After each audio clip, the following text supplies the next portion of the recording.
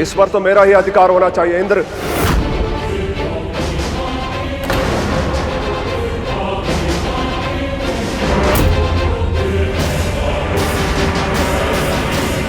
देवराज, कहां गए देवराज? अभी तो यहीं थे।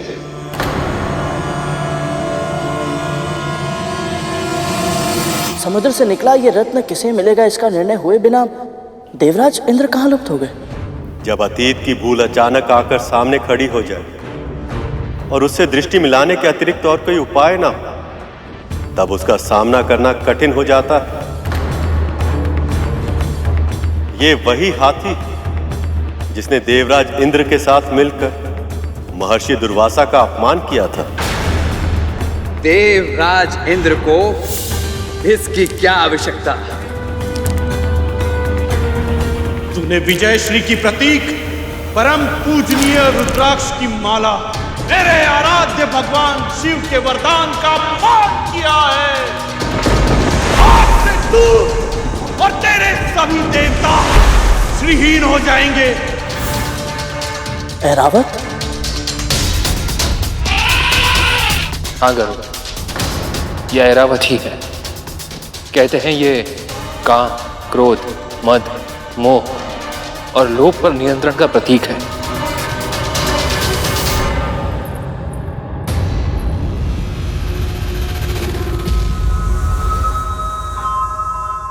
सारा भोजन एक साथ खिलाएगी क्या?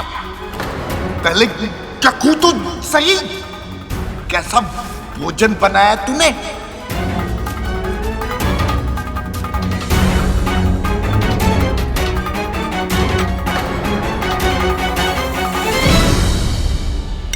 ईर्ष्या की भावना से मनुष्य कभी अच्छा परिणाम नहीं पा सकता और दीनता के लिए कद्रू की यह भावना उसे कभी अपने मंशा में सफल नहीं होने देगी।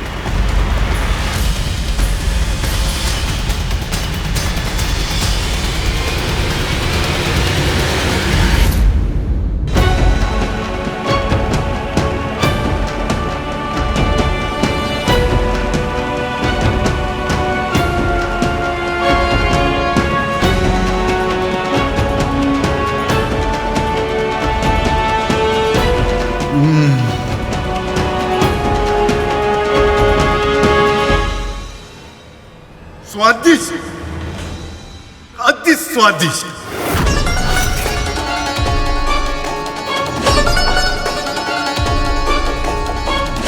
मेरे बनाए भोजन में बाबा इतने दोष निकालते थे और कद्रू दीदी के बनाए भोजन में एक भी दोष नहीं निकाला। क्या सच में भोजन इतना स्वादिष्ट बना है?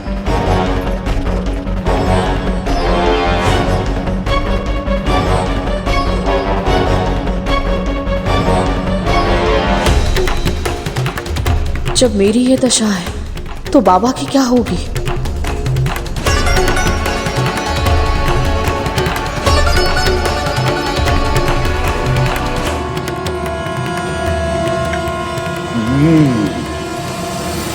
अपनी बहन से कुछ नहीं सीखा तूने।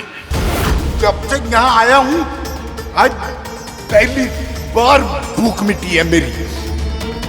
आज जैसा भोजन बना है मुझसे खाने का आनंद दुगना हो गया।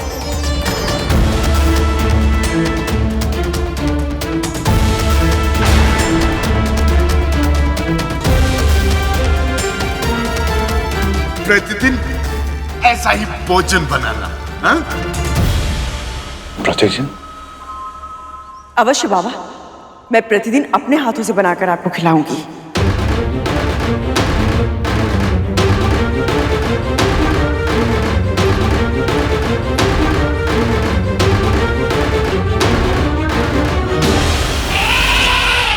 ऐरावत इस जगत के हाथियों में सबसे श्रेष्ठ हाथी है और सबसे अधिक स्वामी भक्त भी है।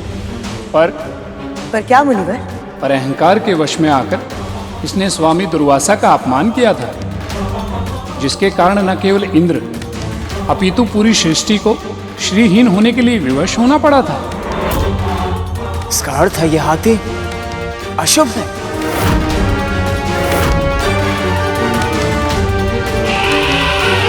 हम असुरों के लिए शुभ, हमारा फल होता है राहु। केवल कायरता होती है हमारे लिए अशुभ। नहीं बनी, राहु सही कह रहा है। यदि इस हाथी में कोई समस्या नहीं तो इंद्र इसे छोड़कर क्यों भाग गया? अवश्य ये साक्षात दुर्भाग्य का रूप है ये हाथी। वाह, सौभाग्य दुर्भाग्य जैसी बातें मैं नहीं मानता। मैं मानती हूं बलि। जब दांव पर अमृत लगा हो तो एक हाथी के लिए दुर्भाग्य को न्यौता देना मूर्खता होती है।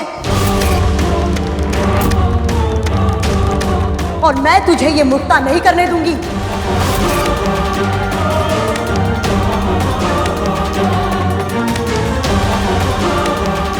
आज्ञा मां, ऐरावत पर देवताओं का यह अधिकार होगा।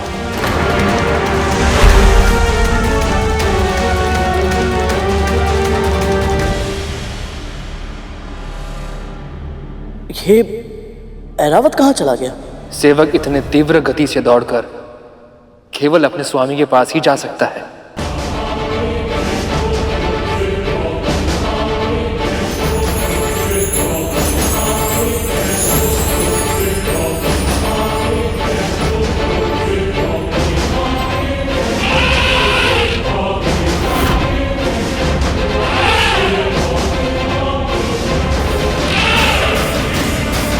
इन सब का कोई अर्थ नहीं। अब जो होना था वो हो चुका।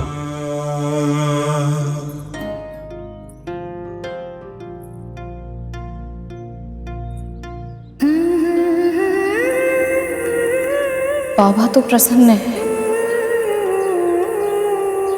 फिर मुझे क्यों बुरा लग रहा है? जो भोजन जीवा के लिए स्वादिष्ट होता है वो स्वास्थ्य के लिए हानिकारक होता है, ये जानते हुए भी मैं कद्रू दीदी को रोक क्यों नहीं पाई?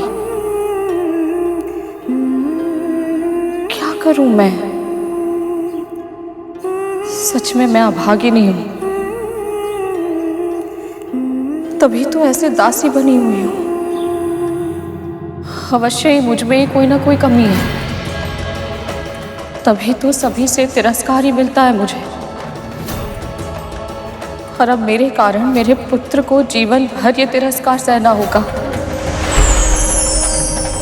हे नारायण,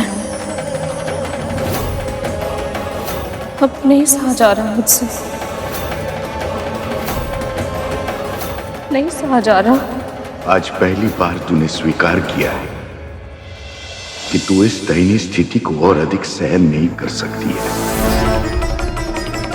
कठिनाई को जुटलाने से परिस्थिति नहीं बदलती है। समस्या के अस्तित्व को स्वीकार करने से ही समस्या का समाधान निकलता है। अब देखना पुत्री, तू कैसे इस दासत्व से स्वयं भी मुक्त होगी और अपने पुत्र को भी मुक्त कराएगी। हर अत्याचारी को उसके कर्मों का फल अवश्य मिलता है। कद्रू को भी मिलेगा, अवश्य मिलेगा।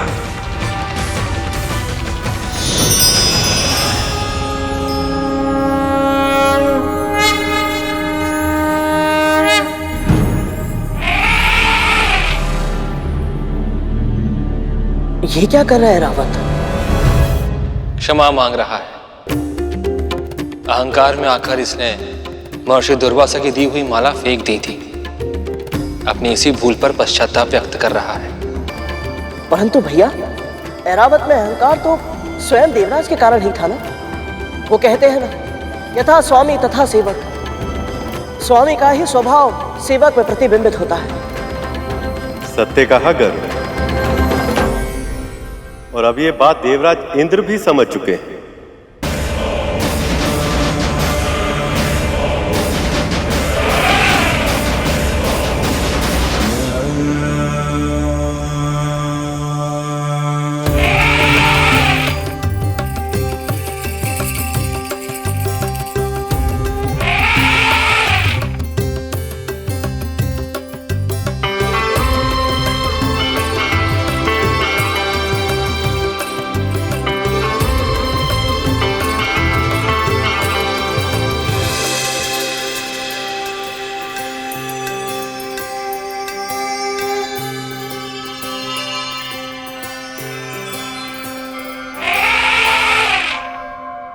स्वामी और सेवक के बीच ऐसा संबंध मैंने आज से पहले कभी नहीं देखा।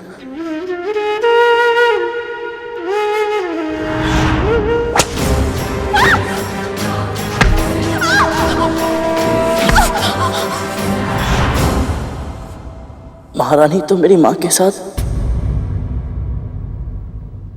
ऐरावत ने पूरे मन से अपने स्वामी की सेवा की, तो इंद्र ने भी उन्हें सम्मान दिया।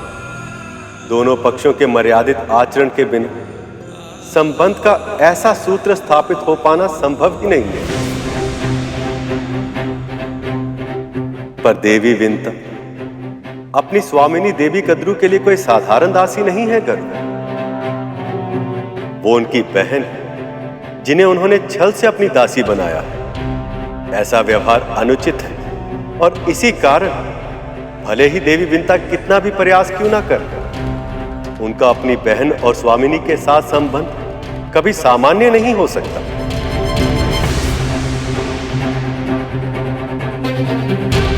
ऐरावत का अपने स्वामी के साथ संबंध सच में अद्भुत है।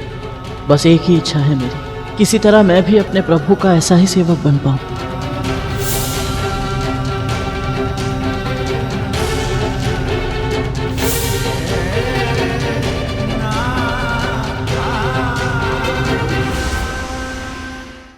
बबूल के कांटे, नीम की छाल, बरगद की जड़ और कटहल के बीज, इन सब को मिलाकर लेप तैयार करना होगा।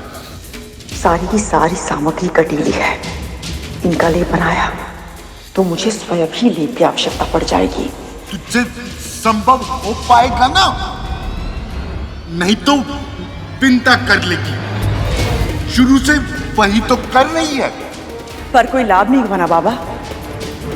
आप चिंता मत कीजिए, मैं स्वयं अपने हाथों से लेप बनाऊंगी आपके लिए। फिर देखिएगा, आपके घाव शीघ्र ही ठीक हो जाएंगे। औषधि से अधिक प्रभाव डालती है सेवा, और तेरा सेवा भाव तो सबसे अलग है। विंता तो केवल एक दासी की तरह अपने कर्तव्य का निर्वाह करती है, किंतु तू। मैं मन से करती हूँ बाबा, अन्यथा मुझे क्या आवश्यकता है कि इतने सेवक सेविकाओं के होते हुए भी मैं स्वयं आपकी सेवा करूं? सही कह रही है तू।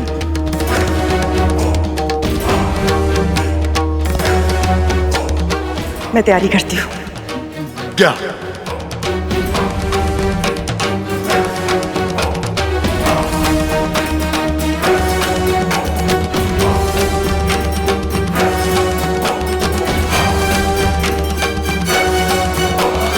आज तक न जाने कितनी बार भला बुरा सुना है, पर मेरे मन पर उनका कोई प्रभाव नहीं पड़ा। कभी मेरा मन दुखी नहीं हुआ। पर जब बाबा के मुंह से ये सब सुनती हूँ तो न जाने इतनी टीस क्यों उठती है मेरे हृदय में। क्यों ऐसा लगता है जैसे बाबा नहीं, मेरे भगवान ही मुझसे रूठ गए हैं।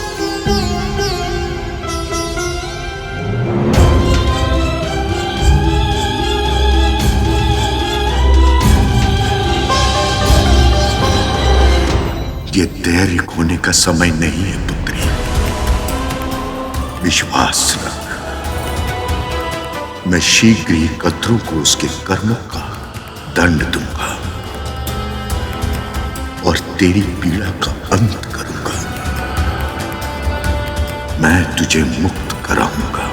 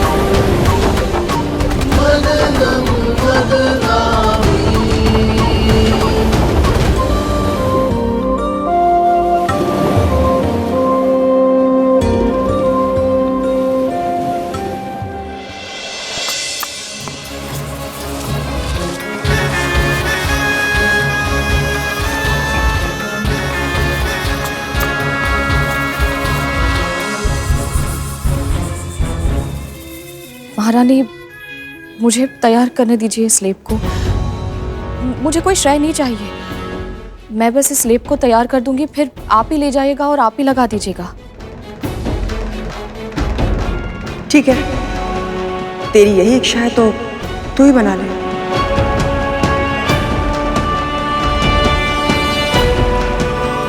माँ विंता माता से कार्य करवाकर स्वयं श्रेय लेना चाह रहे हैं। इन्हें लग रहा है गुरु दत्तात्रेय को पता नहीं चलेगा।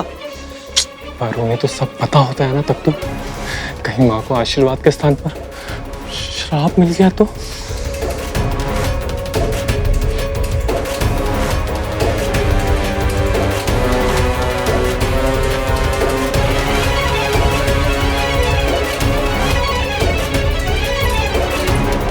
दीजिए महारानी।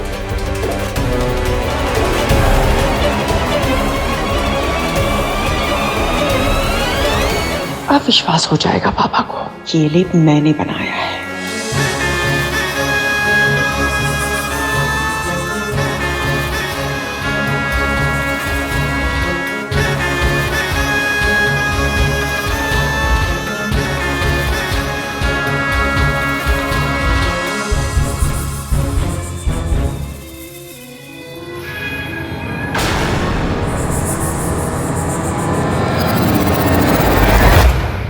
बहुत सहज अभिनय करती है और साक्ष्य भी अपने वस्त्रों पर लगाकर लाई है ताकि मैं इसके छल को पकड़ न पाऊं। ले आई लेप, चल लगा।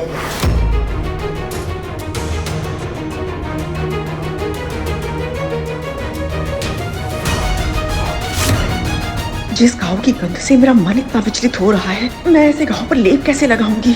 मैं नहीं कर पाऊंगी।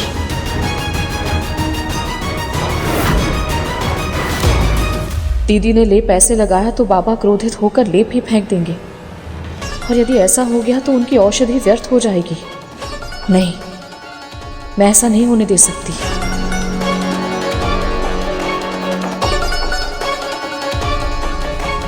इधर उधर क्या देख रही है?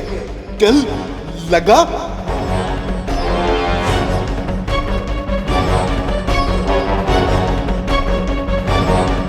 लगा। जी बाबा, आप लेप लगाने से आपको जलन होगी, आप अपनी आंखें बंद कर लीजिए। कितना उचित विचार है, कितनी बुद्धिमान है तू। लगा।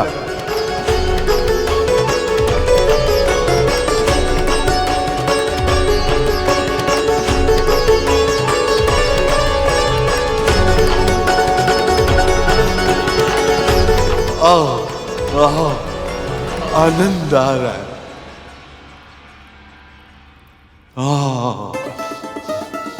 सचमुच तेरे हाथों में चमत्कार है।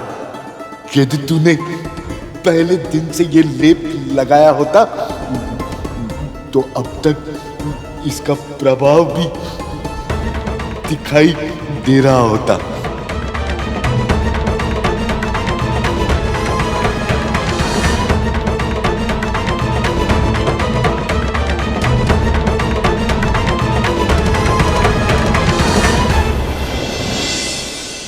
ये सुगंध कैसी? अब क्या प्रकट होने वाला है?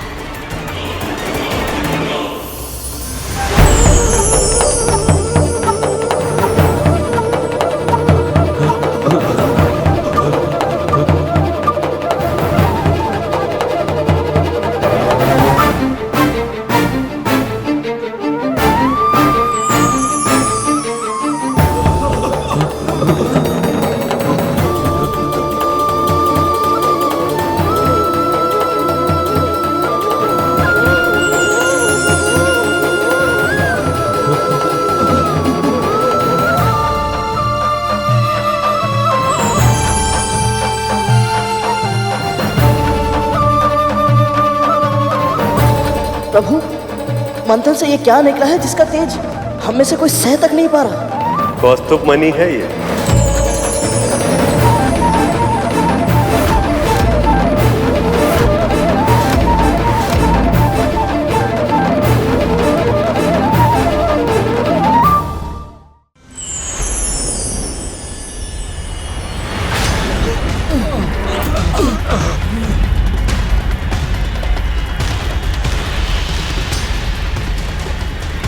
प्रभु, मंथन से ये क्या निकला है जिसका तेज हम में से कोई सह तक नहीं पा रहा?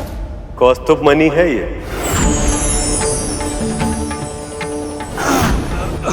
अंतहीन, अपराजित, शुद्ध प्रकाश की अभिव्यक्ति के रूप में परम चेतना का प्रतीक है ये।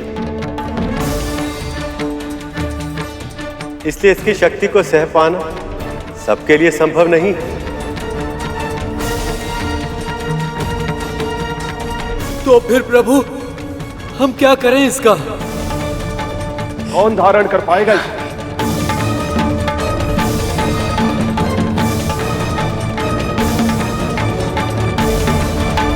हम सब इस विशाल समुद्र को मथ के इसमें भीषण असंतुलन उत्पन्न कर रहे हैं। कितनी असुविधा पहुंचा रहे हैं हम इसे।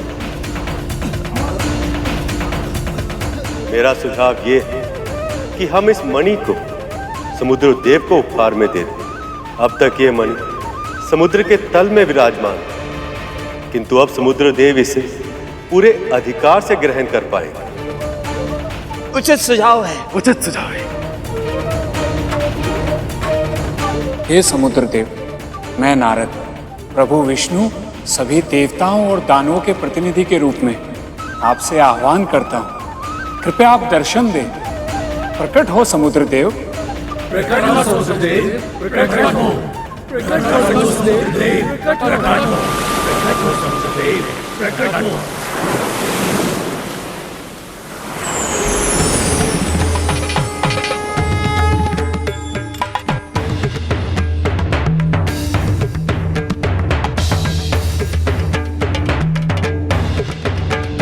हे समुद्र देव, कृपया इस मणि को ग्रहण करें और हम सबको कृतार्थ करें।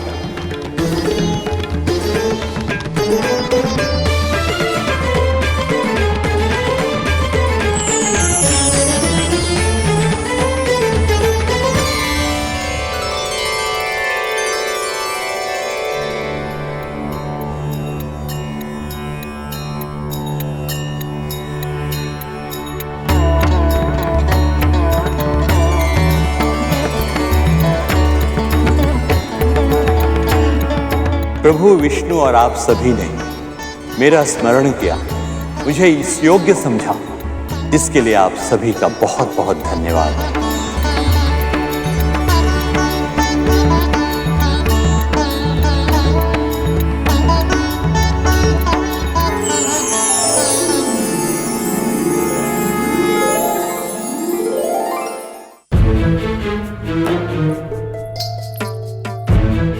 हो गया बाबा।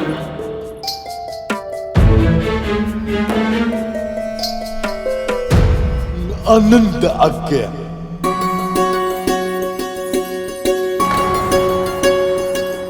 मुझे विश्वास है तेरे इस लेप से मैं शीघ्र स्वस्थ हो जाऊंगा। यदि ऐसा हुआ तो मेरी आत्मा तुझे ऐसा आशीर्वाद देगी कि तेरा जीवन निहाल हो जाएगा।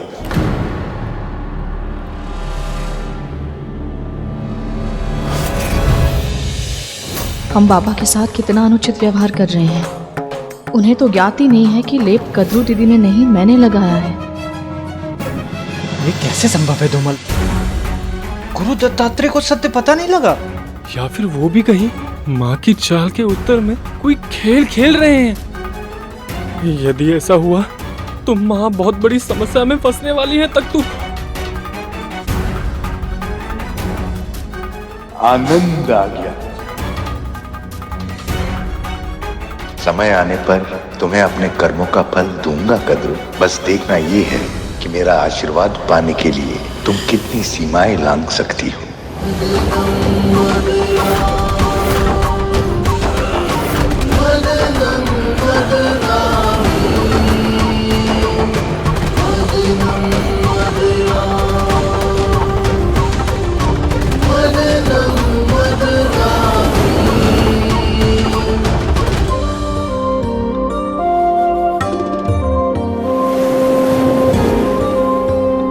कब तक प्रतीक्षा करवाएंगी माँ? अब तो आ जाइए।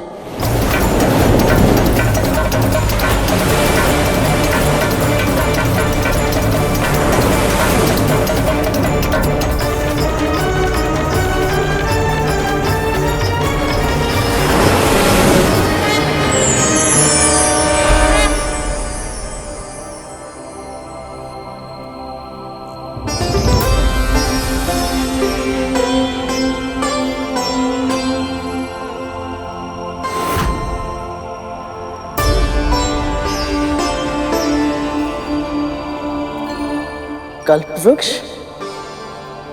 वाह गरुड़, वृक्षराज को पहचान लिया तुमने? श्रेय मेरा नहीं है भैया, श्रेय माँ का है।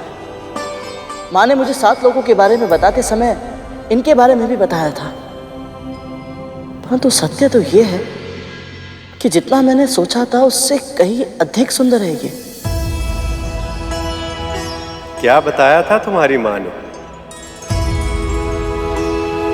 प्रभु यही कि मन में कोई भी इच्छा क्यों ना हो, यदि इनसे मांगते हैं तो वो इच्छा अवश्य पूर्ण होती है।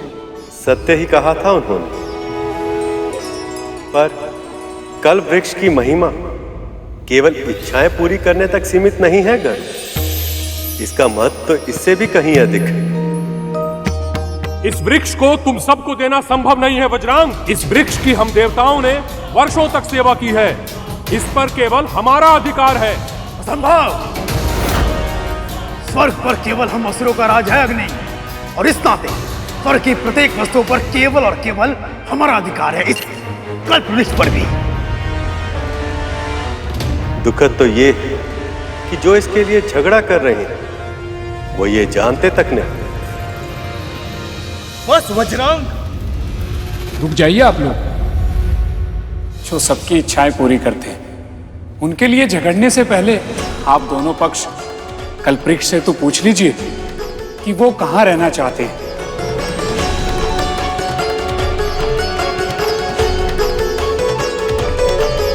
पुत्रों, मुनिवर सही कह रहे हैं, हमें कल्प वृक्ष का आह्वान करना चाहिए।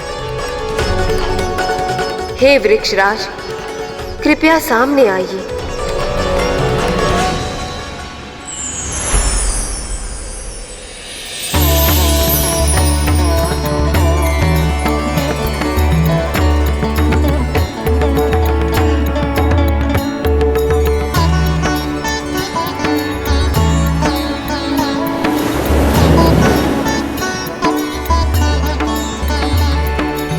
दोनों पक्ष एक एक करके अपनी इच्छा प्रकट कीजिए। मैं किसी का भी चुनाव करूं, पर आप दोनों की इच्छाएं अवश्य पूरी करूंगा, और इसी क्रम में मैं निश्चित भी कर लूंगा कि मैं किसके साथ रहना चाहता हूं। वज्रांग, राहु, क्या सुझाव है तुम सबका? अग्नि, वायु, क्या मांगना चाहिए मुझे?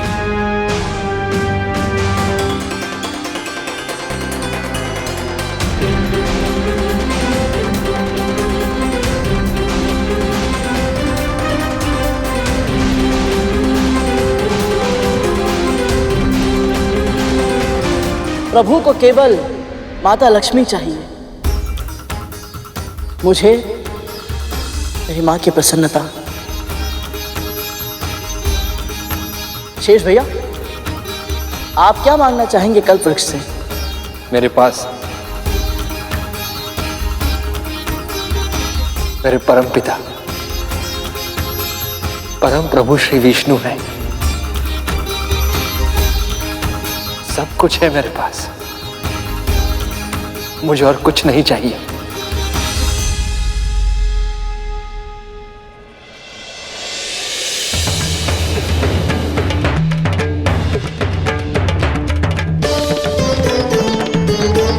बोलिए असुरराज, क्या इच्छा है आपकी? विशाल, विराट, अंतहीन सेना, इतनी अधिक जितनी इस पूरे संसार में और किसी के पास ना हो। तथास्तु।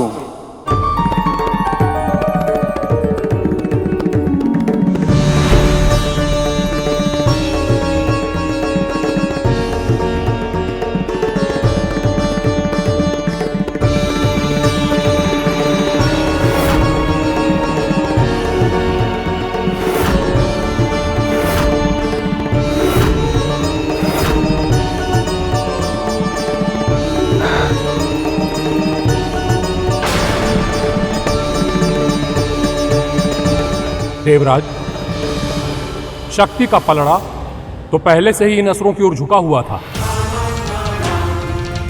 अब यदि ये अमृत संजीवनी विद्या की काट भी बन जाए तो इतनी विशाल सेना को पा लेने के बाद इन असुरों को हराना असंभव होगा।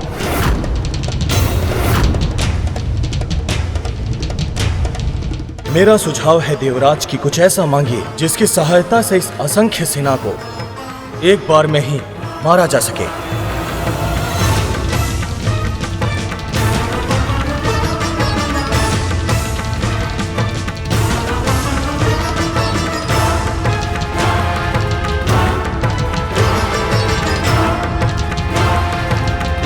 बोलिए देवराज, क्या निर्णय किया आपने? असुर तो अब पहले से भी अधिक शक्तिशाली हो गए। देवराज ऐसा क्या मांगेंगे जो इन्हें असुरों से भी अधिक शक्तिशाली बना सके? हे वृक्षराज, मुझे कुछ लेना नहीं, मुझे कुछ देना है आपको।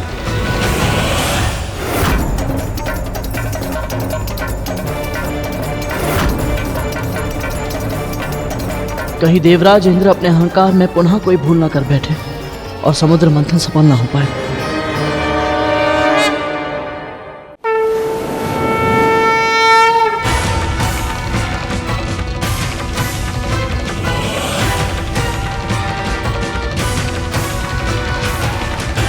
मेरी इच्छा ये है कि मेरा अभिमान, मेरा अहंकार मुझसे दूर हो जाए वृक्षराज।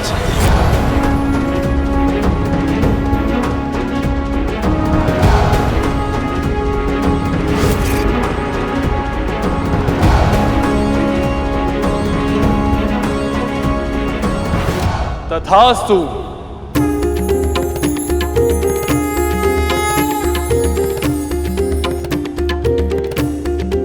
देवराज इंद्र ने भौतिक वस्तुएं ना मांगकर स्वयं के उत्थान के लिए अपने अभिमान का त्याग किया है, इसलिए मैं इन्हीं के साथ रहूंगा।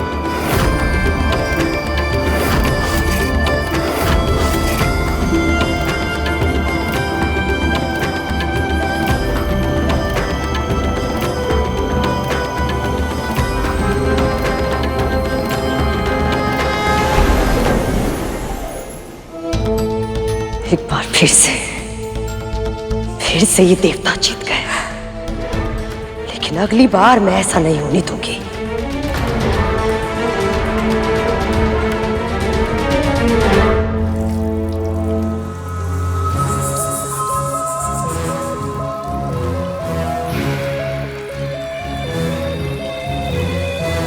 और जल डालो, न जाने कैसी दुर्गंध आ रही है। ऐसा लग रहा है मेरे तन में ही बस गई है। माँ, यदि आज्ञा हो तो एक बात कहें? माँ, बस आप क्रोधित मत होइएगा। हमें ऐसा लगता है कि आप कि उन बूढ़े बाबा के साथ छल नहीं करना चाहिए था।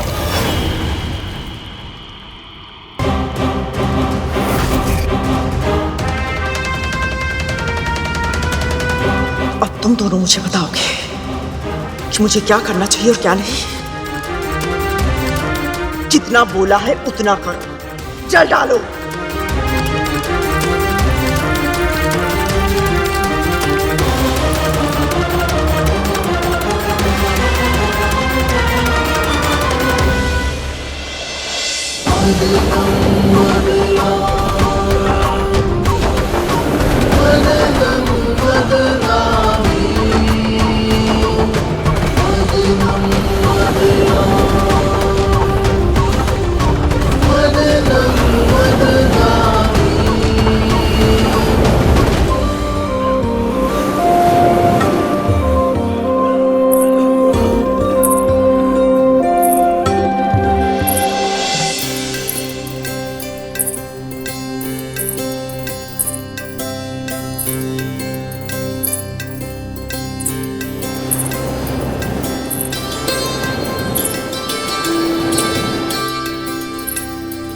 ये अद्भुत सुगंध और पायल की ध्वनि, ये माँ के अतिरिक्त और कौन हो सकती है?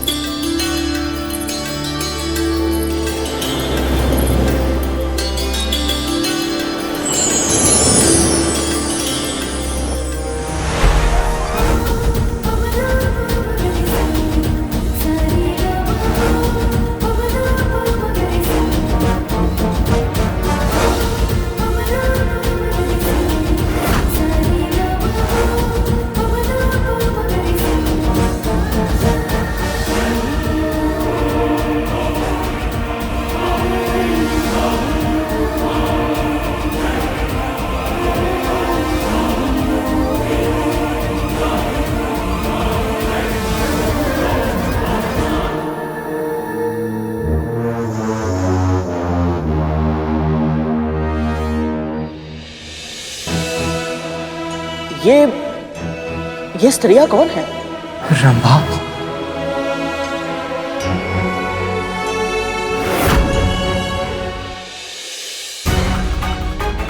इस रंभा पर तो मेरा ही अधिकार होगा।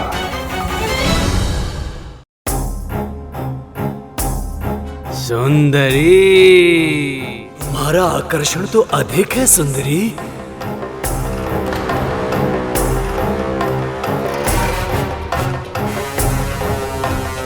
ये आप क्या कर रहे हैं?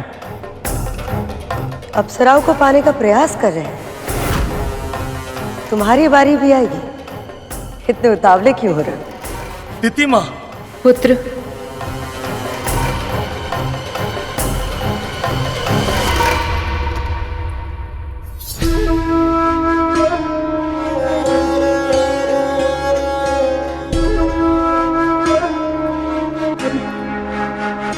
क्या हुआ?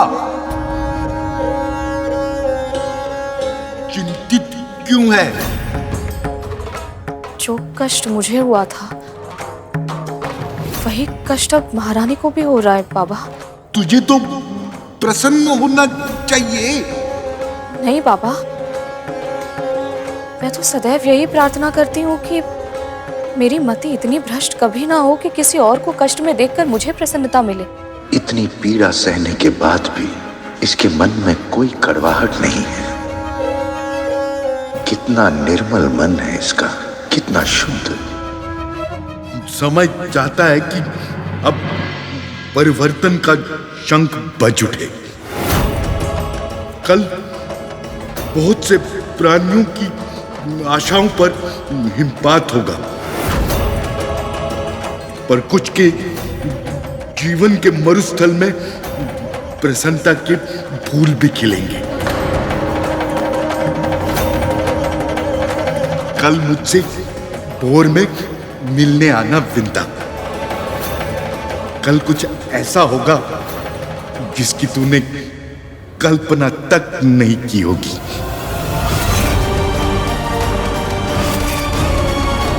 ऐसा क्या होगा कल?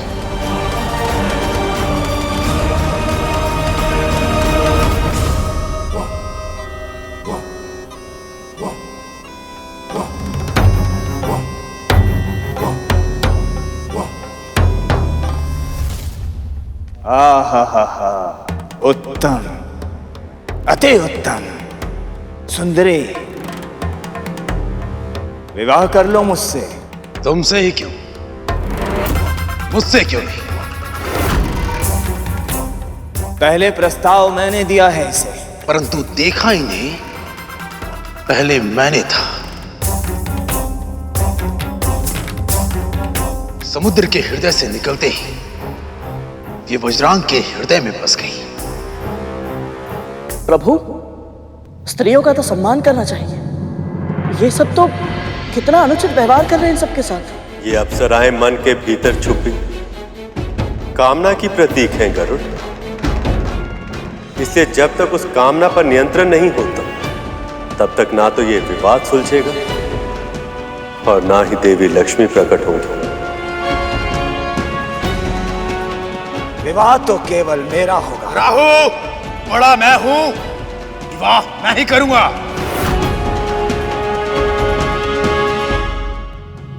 यदि ये अप्सराएं असुरों के पास चली गई तो इन्हें न जाने कितने अपमान सहने होंगे। नहीं, मैं ऐसा नहीं होने दे सकता। मुझे कुछ ऐसा करना होगा ताकि असुर अपनी कामना पर नियंत्रण रखे, अन्यथा ये मंथन पुनः शुरू नहीं हो पाएगा।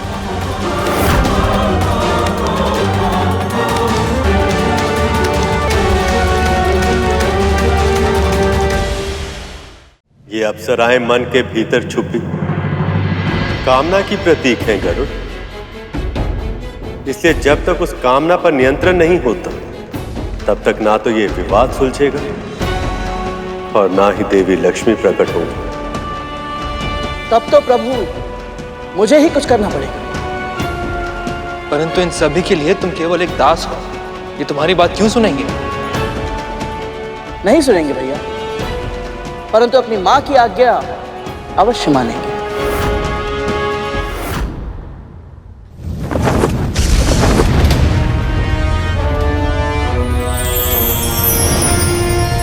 भ्राता, विवाह तो केवल मेरा होगा। राहु,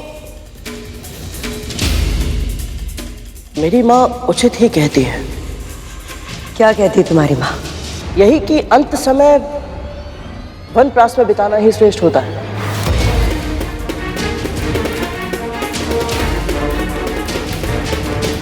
अब आपके पुत्रों को संभालने वाली सुंदरी आ गई है दीदी माँ। अब ये आपका सुझाव कहाँ मानेंगे?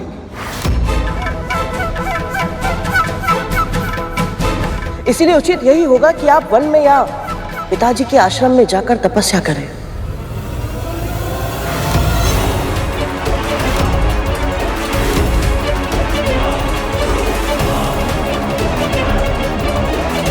गरुड़ ये क्या करने का प्रयत्न कर रहा है? मैं तपस्या करने चली जाऊं ताकि ये देवता मेरे पुत्र को मूर्ख बना सके। राहु बड़ा मैं हूं, विवाह मैं ही करूंगा। अच्छा, तो ये अप्सराएं षड्यंत्र है मेरे पुत्रों के विरुद्ध। लगता है तीर निशाने पे लग गया।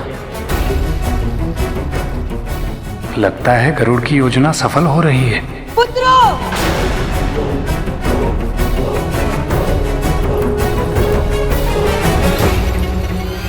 कोई भी इन अप्सराओं के निकट नहीं जाएगा।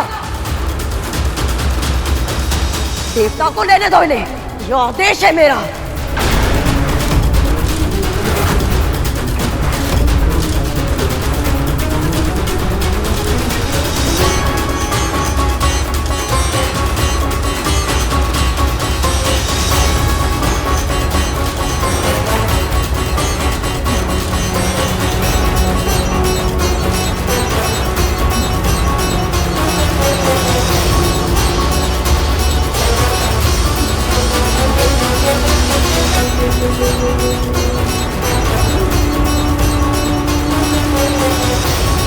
वाह गरुड़, तुमने बिना कुछ किए ही अप्सराओं का निर्णय देवताओं की ओर करवा दिया।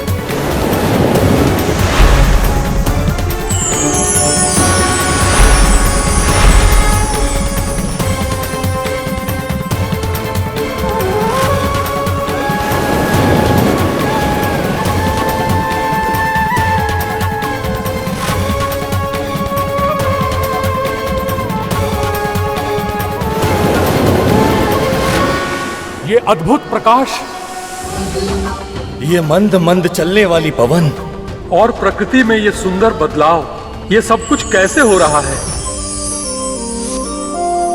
इन सभी संकेतों को देखकर तो ऐसा लग रहा है कि अब आएगा वो अमृत। अमृत, अमृत, अमृत, अमृत, अमृत।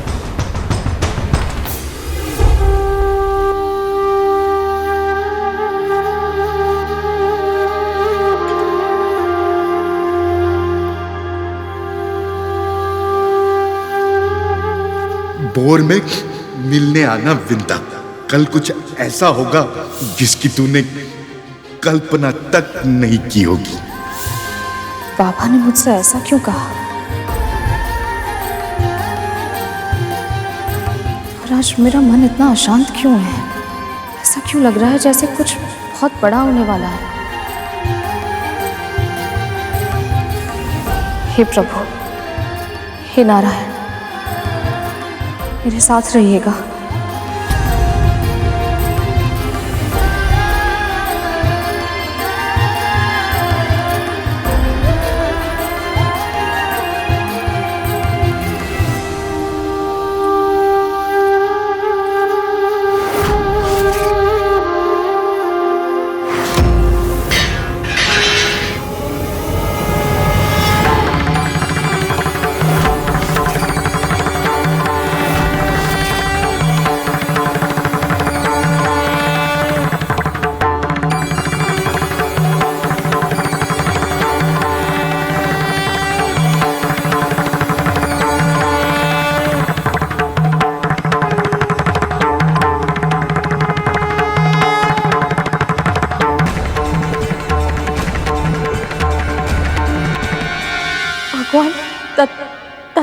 आप? कल्याण, तुम मुझे एक साधारण, असहाय, दीनहीन, बूढ़ा रोगी समझकर अपने घर लाई थी, पर मैं वही दत्तात्रेय हूं जिसने अग्नि, वायु, जल, आकाश, पृथ्वी, सूर्य, चंद्रमा, कबूतर, अजगर, समुद्र, मछली, हाथी, कुंवारी कन्या, बालक, कूरर पक्षी, बाण बनाने वाले, मधुमक्खी, सर्प, मकड़ी और भृंगी कीट जैसे 24 गुरुओं से शिक्षा लेकर अपना ज्ञान अर्जित किया है। और अब मैं इस जगत में मुक्त भाव से विचरण करता हूं। मैंने तुम्हारे धैर्य और श्रद्धा के बारे में बहुत सुना था, इसलिए परखने चला आया। तूने मुझे तनिक भी निराश नहीं किया। पूरे मनोयोग से, बिना किसी स्वार्थ के, जिस तरह तूने मेरी सेवा की है, उससे मैं बहुत प्रसन्न हूं विंता। इसलिए अब मैं तुझे वरदान देना चाहता हूं। मन में जो इच्छा है मांग ले। मुझ जैसी साधारण दासी को आपने अपनी सेवा का सौभाग्य दिया। बिना मांगे सब कुछ मिल गया है मुझे। अब मुझे और कुछ नहीं चाहिए। तूने मेरी सेवा निस्वार्थ भाव से तो की ही, किंतु अब मेरे दर्शन पाने के बाद भी तेरे मन में लोभ नहीं जागा। तेरे मस्तिष्क में किसी अभिलाषा का विचार तक नहीं आया, और इसलिए अब मैं तेरी झोली में वो सब डालूंगा, पूरी तरह सुपात्र होने के पश्चात भी, जिसके लिए तू वर्षों तक तरसी है। दासत्व का जो दंश तुझे दिन प्रतिदिन दसता है, अब तुझे उस दासत्व से मुक्ति मिल जाएगी।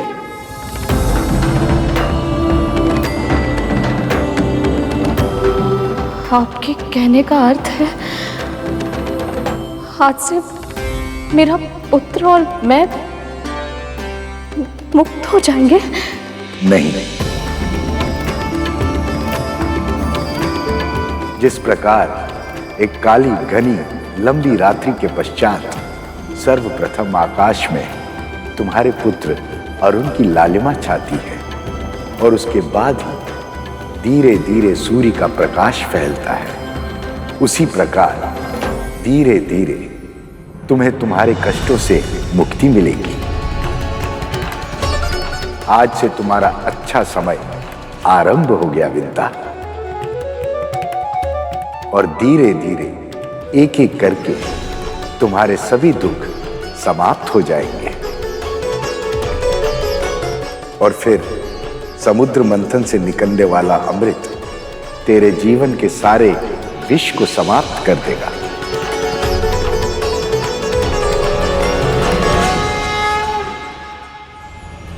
कल्याण।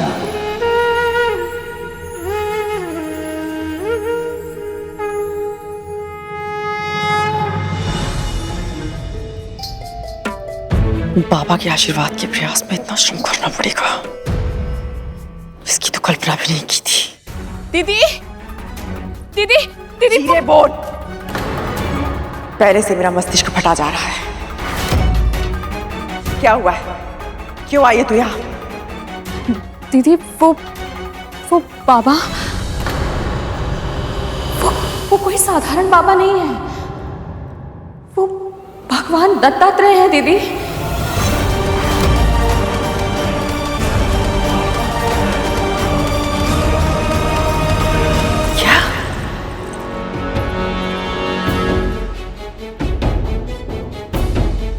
क्या कहा तूने? ये सत्य है दीदी। हमारे स्वामी प्रभु विष्णु की प्रतिमा को नहीं, भगवान दत्तात्रेय को प्रणाम कर रहे थे।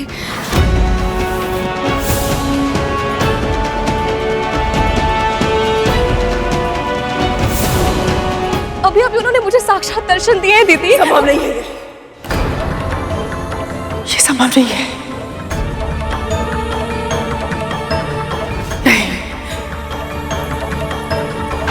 नहीं है संभव।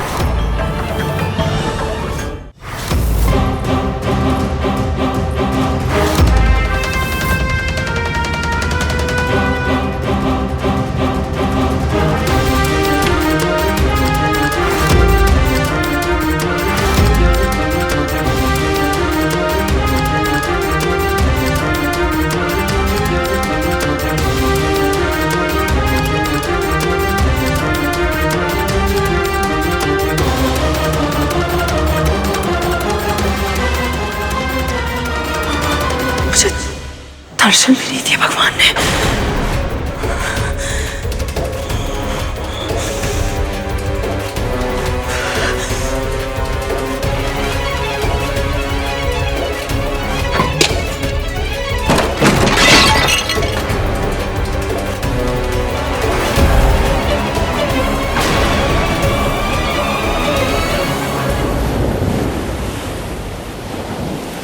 न जाने क्यों ये खुशबू मुझे अमृत की नहीं लग रही। ये सुगंध तो माता लक्ष्मी के आंचल की है।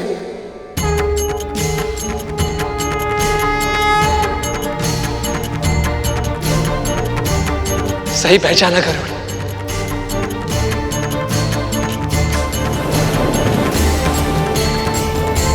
तो क्या अब मां लक्ष्मी प्रकट होने वाली है?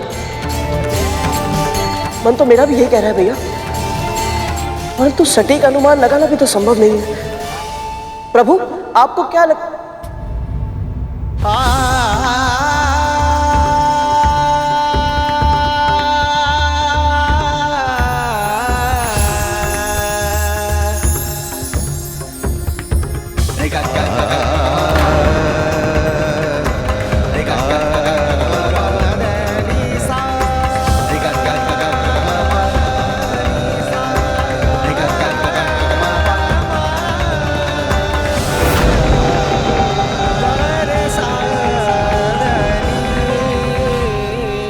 स्वामी,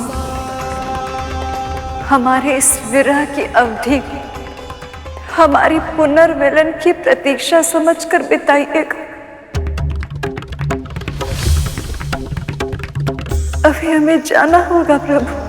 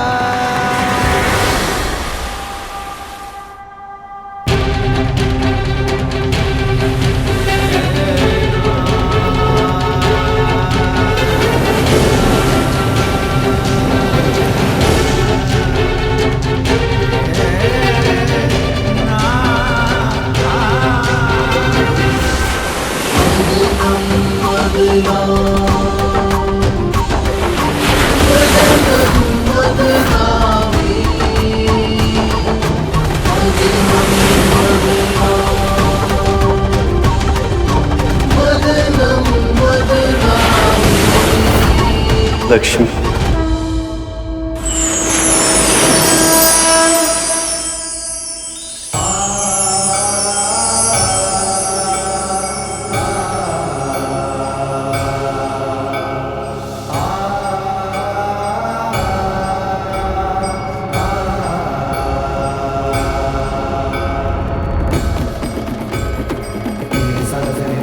आठ दल वाला कमल, इस पर तो माता लक्ष्मी विराजती है ना? हाँ गरुड़। और देखो, उस कमल के आगे दो हाथी भी चल रहे हैं। वो देखिए, ऊपर आकाश में।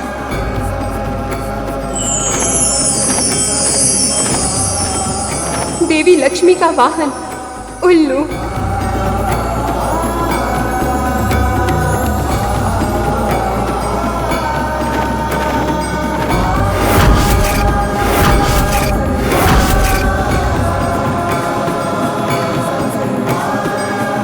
मां के आगमन के सभी संकेत स्पष्ट हो चुके हैं प्रभु।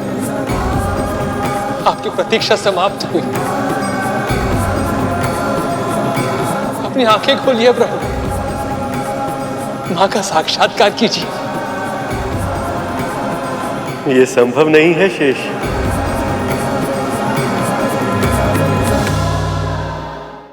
प्रभु, ये आप क्या कह रहे हैं? माता लक्ष्मी से मिलने के लिए आप इतने व्याकुल थे, और अब जब वो पल आ गया तो आप आंखें खोलकर उन्हें क्यों नहीं देख रहे? मैं इतना प्रसन्न, इतना उत्साहित हूं कि मुझे भय लग रहा है गरुड़, कि कहीं ऐसा ना हो जाए कि मैं अपनी ऊर्जा पर नियंत्रण ही ना रख पाऊं।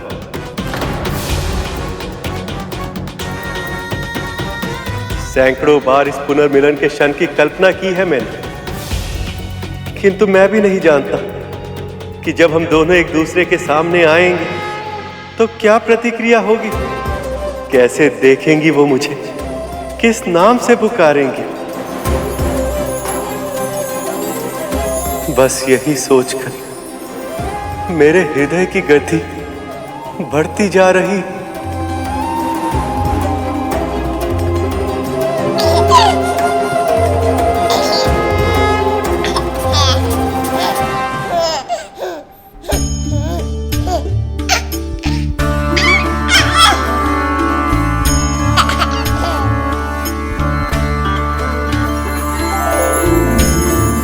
लक्ष्मी,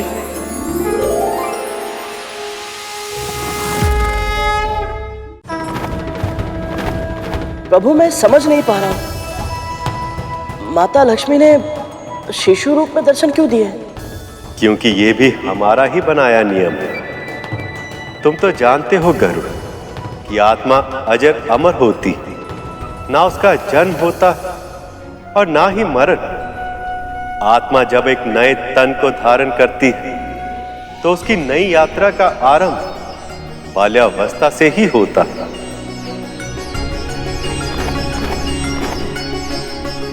इसलिए देवी लक्ष्मी ने समुद्र देव के पुत्री के रूप में अपनी नई यात्रा का आरंभ बाल रूप से ही किया।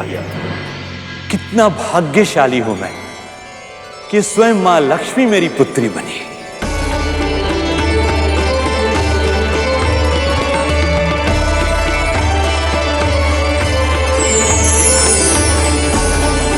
हमें भी अपने इस सखी के दिव्य रूप के दर्शन करने हैं। मां ने इस रूप में आकर चमत्कार कर दिया प्रभु। इनके कारण मां पार्वती और मां सरस्वती के दर्शन भी हो गए, और यहाँ का वातावरण और भी अधिक पवित्र हो गया।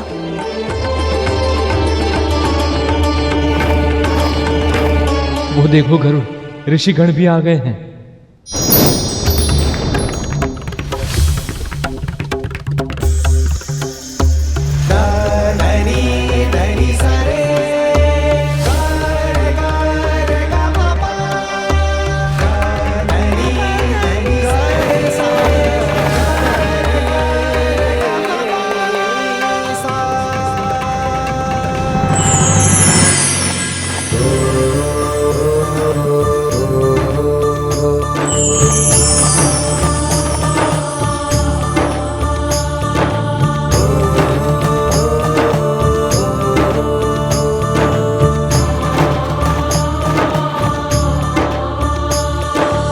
लक्ष्मी, अब आप अपने मूल स्वरूप में आने की कृपा करें।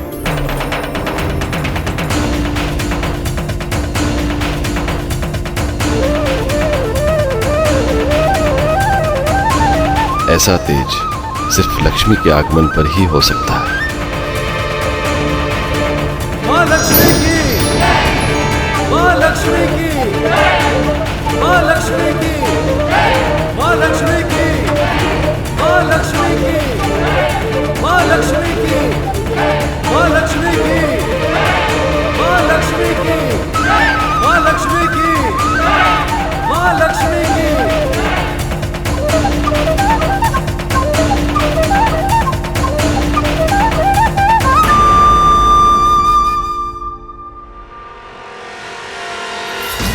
माता लक्ष्मी की, माता लक्ष्मी की, माता लक्ष्मी की, माता लक्ष्मी की, माता लक्ष्मी की, माता लक्ष्मी की, माता लक्ष्मी की, माता लक्ष्मी की।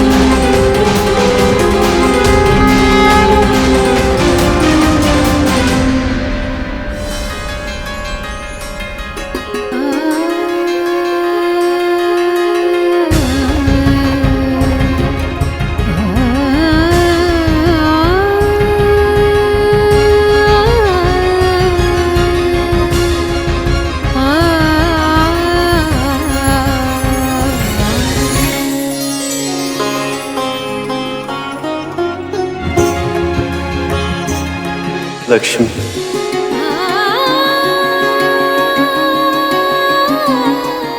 इस क्षण की प्रतीक्षा में हर पहर युगों की तरह बीतता है।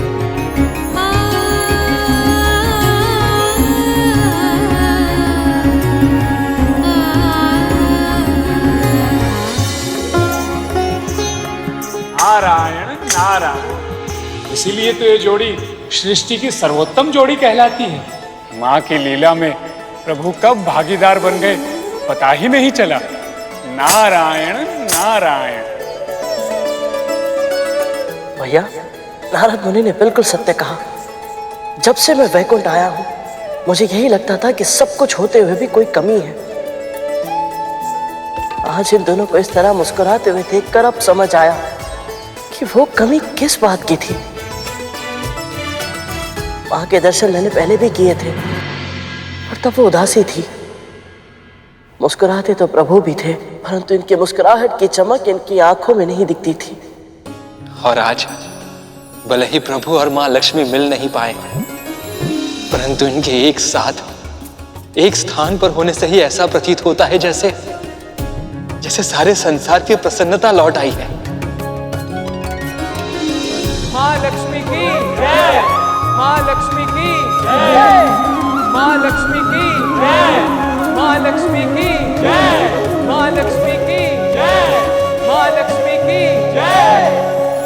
मां, जब आपने ये पूरी लीला रची ही है, हम सबको इसका भागीदार बनाया ही है, तो अब हमें आप इसका पूर्ण आनंद लेने दीजिए।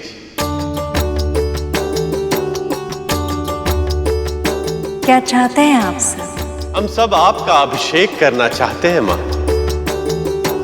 अभिषेक? ये तो बहुत ही प्रसन्नता की बात है।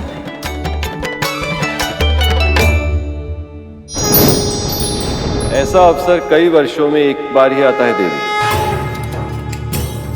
आज्ञा दे दीजिए।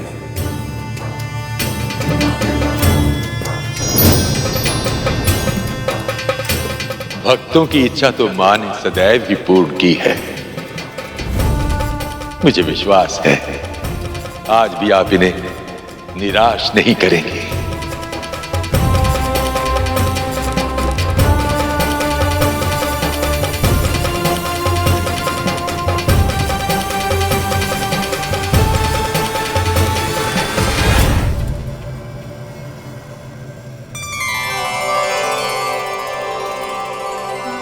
ये मेरी माँ के सुकर्मों का ही फल है कि मैं इतने सौभाग्यशाली क्षणों का साक्षी बन पा रहा हूँ।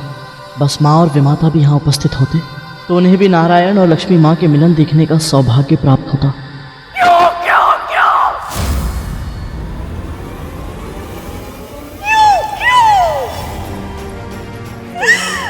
मेरे साथ सदा क्यों ऐसा होता है?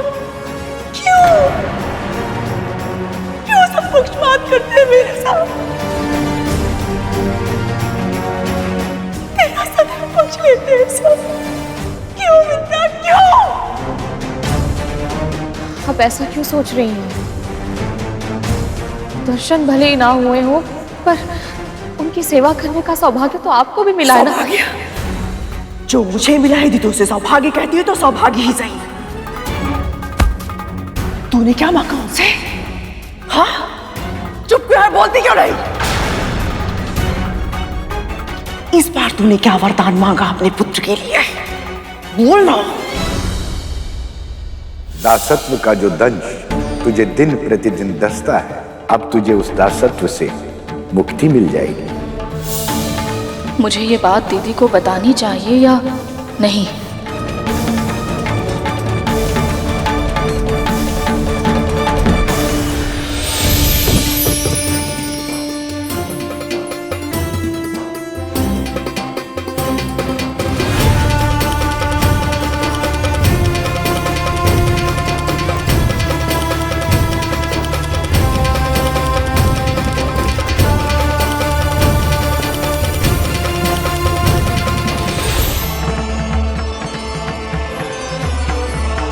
माता लक्ष्मी पर पत्तों और फूलों की वर्षा। देवी लक्ष्मी नए जीवन और समृद्धि का प्रतीक है। इसीलिए भूमि देवी ने अपना उपहार समर्पित कर रही हैं।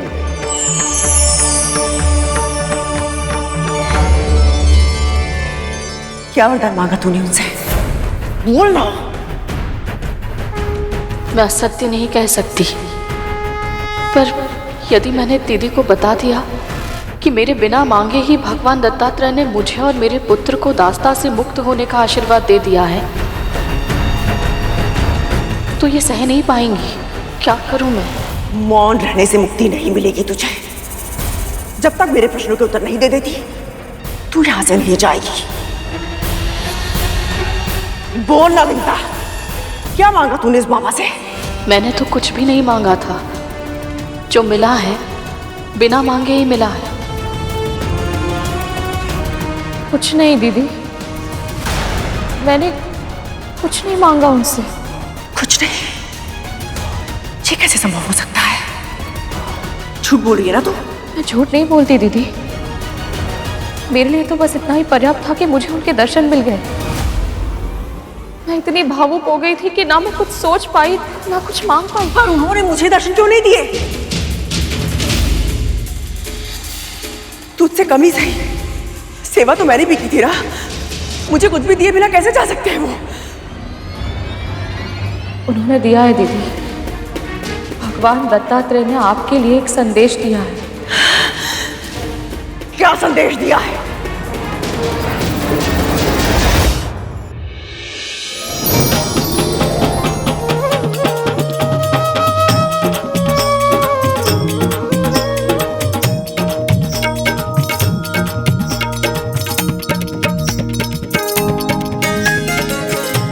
माता लक्ष्मी के आने की खुशी में ये मेघराज कितना मोहक नृत्य कर रहे हैं।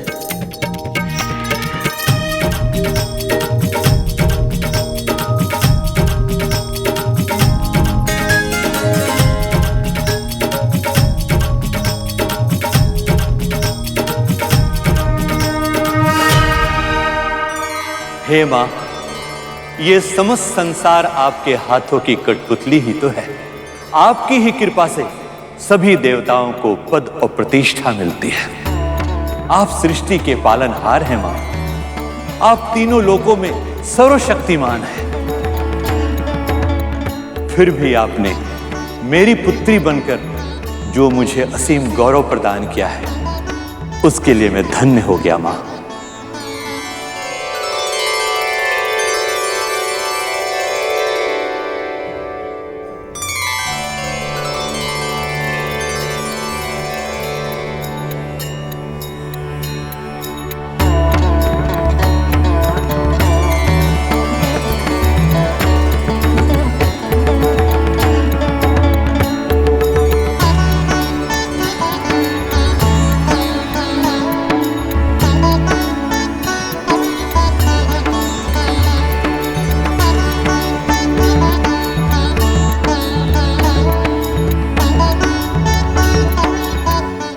इन पीले वस्त्रों में माँ को देखकर ऐसा लग रहा है कि माँ प्रभु के रंग में ही रंग गई है।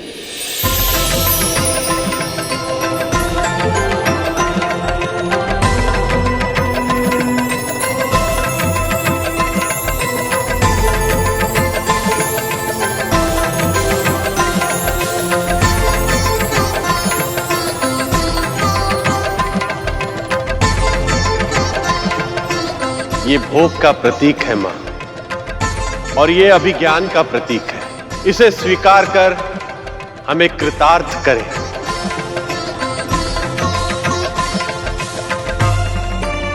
ये कभी न मुरझाने वाली माला है, इसे स्वीकार कीजिए।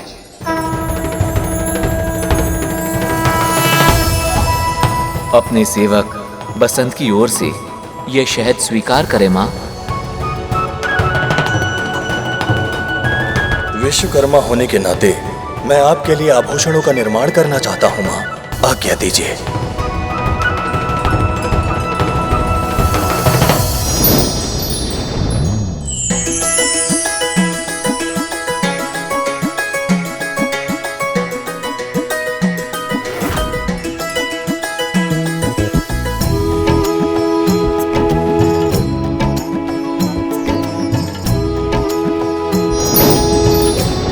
अपनी सखी की ओर से ये मोतियों की माला स्वीकार कीजिए देवी।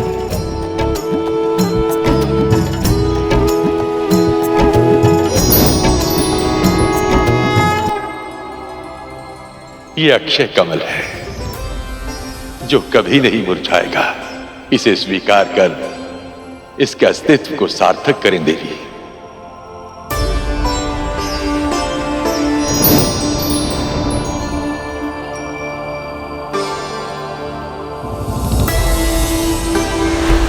मां, मेरी ओर से ये तुच्छ भेंट स्वीकार करें।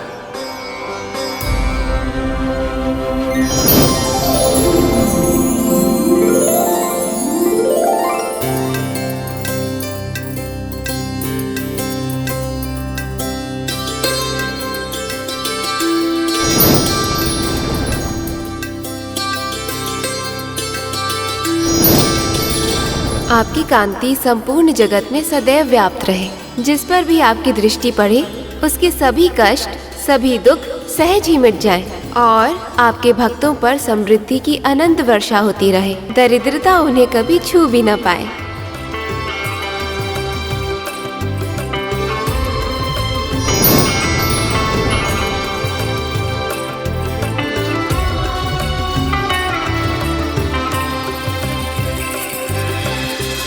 अद्भुत देवी, अद्भुत। सौभाग्य का प्रतीक है ये कुमकुम, इसे स्वीकार करें मां।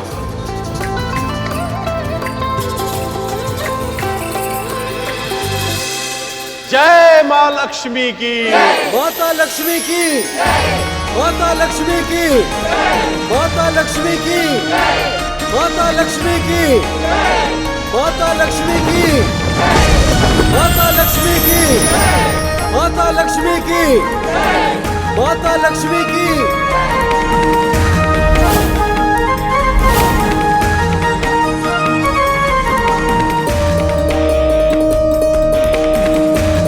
मेरे पास आपको भेंट देने के लिए कुछ नहीं है माँ, इसलिए मैं कुछ देने नहीं मांगने आया हूँ। अब प्रभु विष्णु की प्रतीक्षा का अंत करें।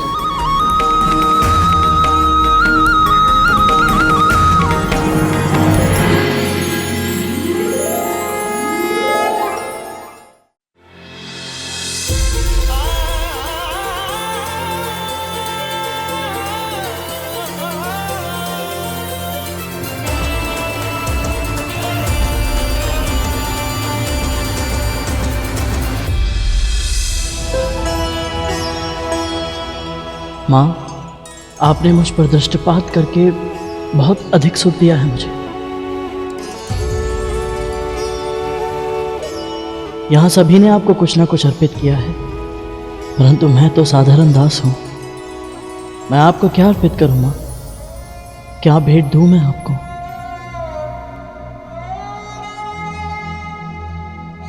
देवी लक्ष्मी तुम्हारी भक्ति और सेवा से इतनी प्रसन्न है कि उन्हें अभी किसी भी उपहार की आवश्यकता नहीं है गरुड़।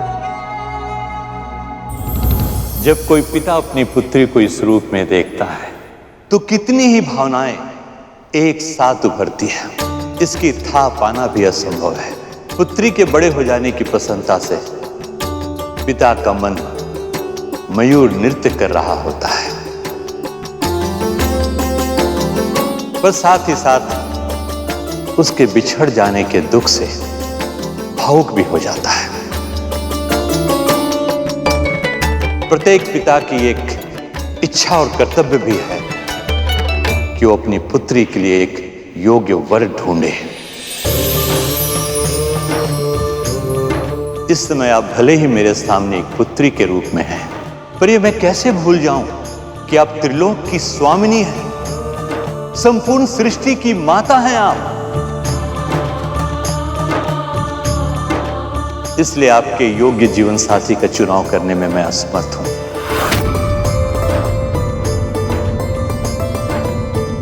हे सर्वगुण संपन्न देवी, कृपया अपने योग्य वर का चुनाव स्वयं करें।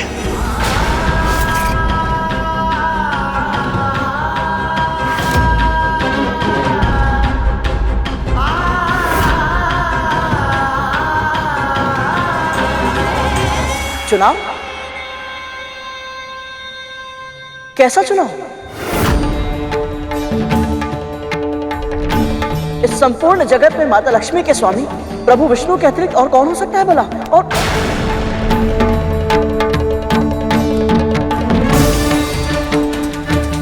गरुड़ ने उचित ही कहा है देवी। वैसे तो आपके वल्लभ परम ब्रह्म सृष्टि के पालनहार श्री हरि के अतिरिक्त और कोई हो ही नहीं सकते हैं।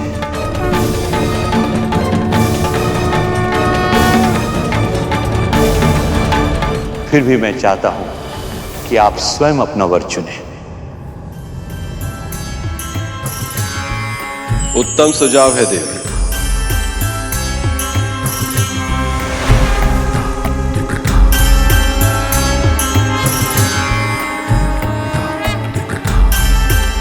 पिता की आज्ञा का पालन करना संतान का धर्म भी होता है।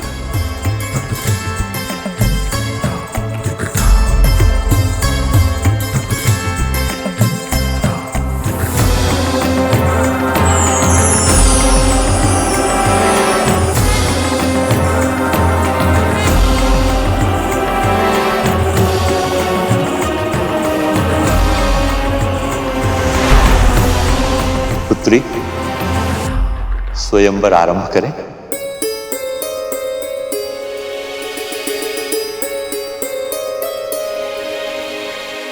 जब माँ लक्ष्मी प्रभु विष्णु के लिए बनी है तो ये स्वयंवर क्यों? प्रभु आप ये कैसे होने दे सकते हैं? कैसा संदेश?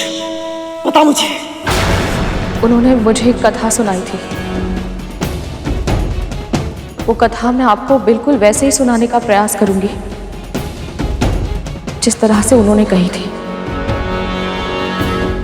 एक बार एक राजा ने घोषणा करवाई कि उसके पूरे राज्य में केवल पालक ही उगाई जाएगी, उसी का क्रय विक्रय होगा और सारी प्रजा केवल पालक ही खाएगी। न कोई और अन्न, न किसी और प्रकार की तरकारी का पूरे राज्य में प्रयोग किया जाएगा। यदि कोई राजा के इस आदेश का उल्लंघन करता तो राजा उसे कोड़ों से पीटने का दंड देता या कभी कभी उसके प्राण ले लेता। फिर एक दिन एक महान साधु इस राज्य में आए और राजा ने उनसे आशीर्वाद पाने के लोभ में उन्हें वो पालक भेंट कर दी। साधु बाबा ने वो पालक राजा के सामने फेंक कर कहा, मैं तेरे भूत भविष्य के कर्मों के बारे में सब जानता हूँ और तेरे इस पालक प्रेम को तुझसे भी अधिक पहचानता हूँ। पिछले जन्म में तू एक निर्धन किसान था जो अपनी झोपड़ी के पीछे की क्यारी में पालक उगाता था और अपने परिवार का पेट भरने के बाद शेष बची पालक को गांव के सभी लोगों में बांट देता था। किसान के रूप में तूने पुण्य अर्जित किया था जिसके कारण इस जन्म में तुझे राजा बनने का अवसर मिला और पिछले जन्म की वो स्मृति आज भी कहीं तेरे भीतर जीवित है। इसके कारण तू ये पालक का वितरण नहीं कर रहा बल्कि इसके लिए कर रहा है क्योंकि अब तू चक्रवर्ती सम्राट बनना चाहता है। जब तक सेवा बिना किसी स्वार्थ की जाए तब तक ही वो सेवा कहलाती है, पर किसी परिणाम या पारिश्रमिक के लोभ में की गई सेवा सेवा नहीं, स्वांग होता है। और स्वांग रचने वालों को न तो आशीर्वाद मिलता है न ही वरदान, पर किसी परिणाम या पारिश्रमिक के लोभ में की गई सेवा सेवा नहीं, स्वांग होता है। बिल्कुल सही कहा भगवान दत्तात्रेय ने। हाँ, तब तो माँ ने गुरु दत्तात्रेय की सेवा आशीर्वाद पाने के लोभ में की थी, वो भी स्वयं भी नहीं की थी। भगवान दत्तात्रेय से छल करके माता विंता से करवाई थी। ये सत्य नहीं हो सकता, ये तेरे मस्तिष्क की कल्पना है। भगवान दत्तात्रेय का नाम लेकर के तू मनगढ़ंत कथाएं सुना रही है मुझे। दीदी, क्या आप मुझे बिल्कुल नहीं पहचानती? आप जानती हैं कि मैं ऐसा सोच भी नहीं सकती। झूठ बोल रही है तू।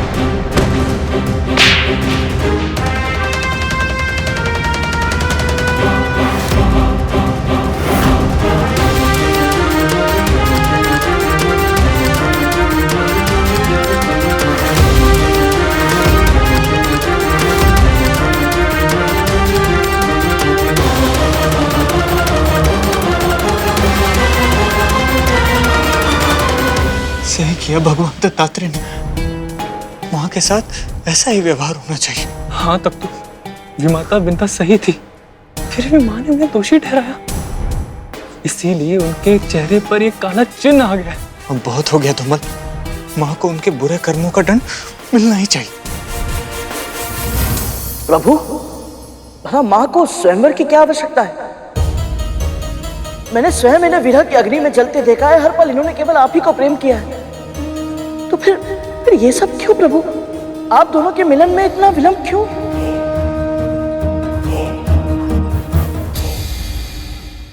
विवाह हर कन्या का स्वप्न होता है गर्भ, और आयु के साथ साथ यह स्वप्न भी बड़ा होता जाता है।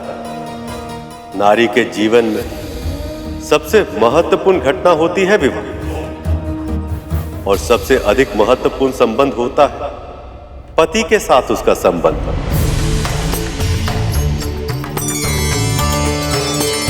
अपने पुरुष, अपने प्रेमी के साथ प्रथम भेंट से बहुत पहले से हर युवती उसके स्वप्न देखने लगती है, अपनी आशाएं, अपनी अपेक्षाएं संजोने लगती है।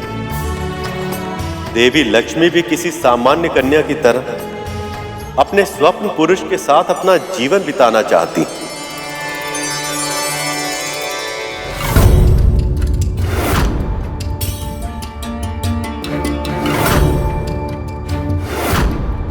और ये इनका अधिकार है, चुनाव का ये अधिकार मैं तो क्या, कोई भी पुरुष किसी स्त्री से छीन नहीं सकता। किंतु हां, इन्हें प्रेम करने के नाते मैं ये आशा कर सकता हूं कि चाहे कितना भी समय क्यों ना लग जाए, पर अंत में लक्ष्मी विष्णु को ही चुनेंगे। हे मां, ये कैसी लीला है आपकी? इतने समय तक प्रतीक्षा करने के बाद अब और विलंब। इस बीच कोई और समस्या उत्पन्न हो गई तो? यदि लक्ष्मी जी ने मुझे वर चुना तो मेरा पद सर्वोपरि हो सकता है। लक्ष्मी जी के लिए योग्य स्थान स्वर्ग ही है, वो मुझे ही चुनेंगी। सभी देवता और असुरों की आंखों में एक ऐसी विचित्र इच्छा देख रहा हूं।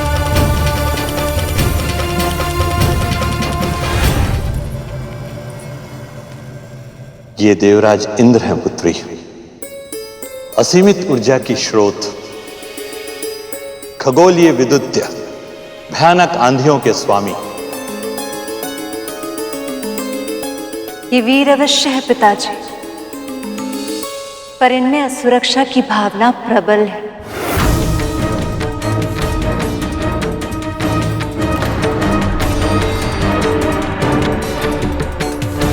ये सूर्य देव हैं पुत्री,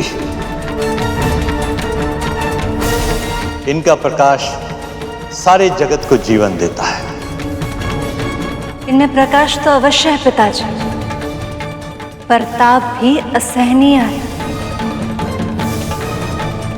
आपने उचित कहा देवी।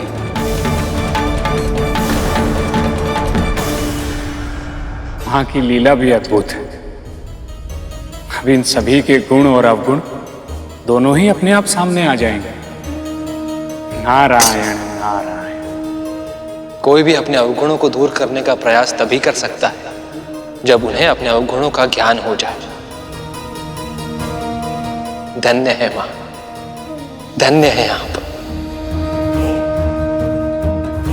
मन की भावना गुणों और अवगुणों से परे होती है भैया। प्रभु के बारे में सोचिए, ये सब देखना इनके लिए आसान नहीं होगा। इनकी प्रिया इनकी आंखों के सामने अन्य सभी में अपना वर खोज रही है। ये पीड़ा को सहन करना और फिर भी मौन रहना प्रभु के लिए सरल नहीं है भैया। मैं तो कल्पना भी नहीं कर पा रहा हूं कि प्रभु में इतना संयम कैसे है। मुझे तो बहुत चिंता हो रही है भैया। मन तो यही कहता है कि कोई भी समस्या उत्पन्न नहीं होगी, परंतु जब तक इन दोनों का मिलन नहीं हो जाता मुझे शांति नहीं मिलेगी।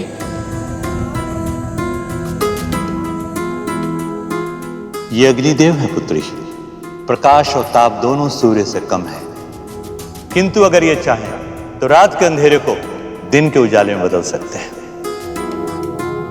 और यदि ये नियंत्रण से बाहर हो जाए तो ये सबको भस्म भी कर सकते हैं।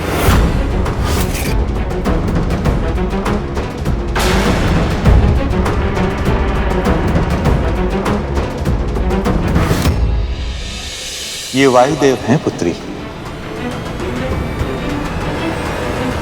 ये बहुत चंचल है, स्वयं एक स्थान पर टिककर रह ही नहीं सकते।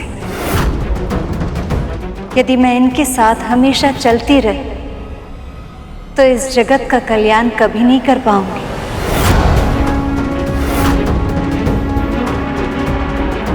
इनसे मिलिए पुत्री, ये हैं वरुण देव। इनके व्यक्तित्व में तरलता इतनी अधिक है कि ये बार बार अपने आकार बदलते हैं, और जो स्वयं अपना आकार इतनी बार बदले, उनके साथ मैं स्थिर कैसे रह सकती हूँ?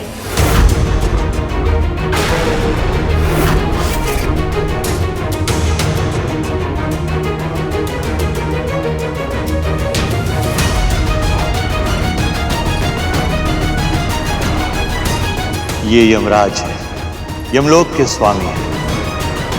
और कर्तव्यनिष्ठ भी। इनमें दया और करुणा का अभाव है पिताजी। लक्ष्मी इन देवताओं की नहीं हुई, अर्थात हम असुरों की होगी। पुत्री, इन सभी देवताओं में से कोई भी आपका हृदय नहीं जीत पाया है। आप चाहें तो नागों में से किसी एक का चुनाव कर सकती हैं। मैं अभी उनका प्रबंध कर सकता हूं।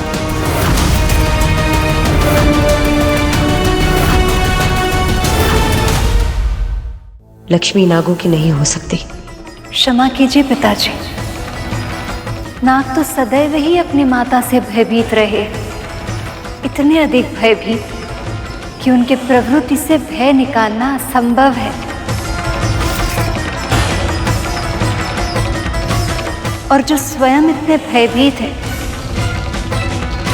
उनके साथ मैं सुरक्षित होने का आभास कैसे कर सकती हूँ? बहुत अभिमान है ना कद्रू को अपने पुत्रों पर। यदि वो ये सुन लेती तो कितना आनंद आता। उसे होना चाहिए था यहाँ। पता नहीं क्या कर रही है वो पृथ्वी पर। हमारे स्वामी प्रभु विष्णु की प्रतिमा को नहीं, भगवान दत्तात्रेय को प्रणाम कर रहे थे। अभी अभी उन्होंने मुझे साक्षात दर्शन दिए दीदी। संभव नहीं।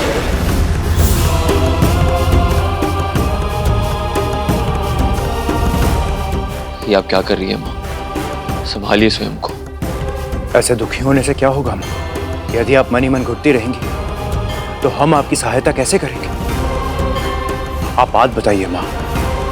फिर से वही सब हो रहा है तक्षक कालिया। एक बार फिर से मेरे साथ अन्याय हो रहा है, और अब ये मैं सह नहीं सकती, नहीं सह सकती।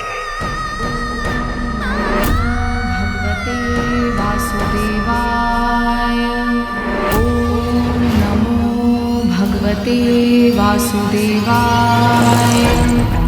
ओम भगवते वासुदेवाय।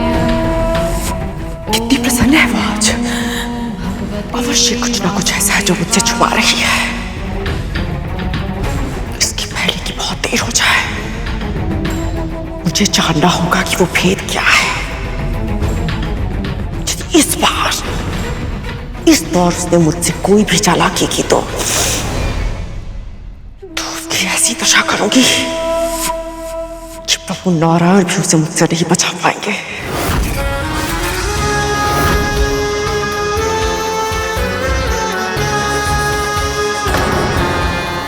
हाँ, ये आपके मुंह पे काले धब्बे कैसे आ गए?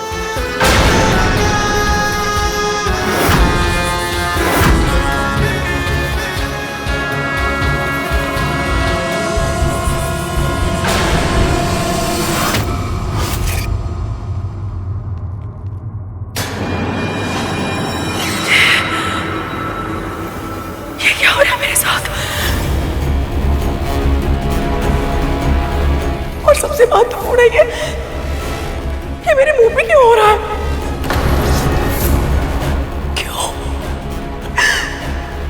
कितने कष्ट सहने पड़ रहे हैं मुझे। मानसिक और भावनात्मक कष्ट कब तक है जो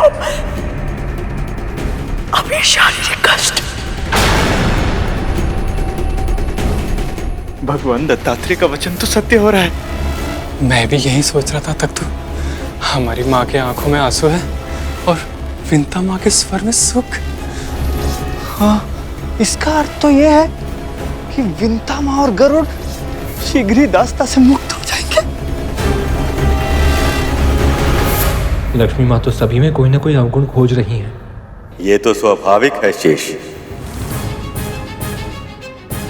जो सर्वगुण संपन्न वो किसी अवगुण से युक्त पुरुष के साथ जीवन निर्वाह कैसे कर सकती हैं?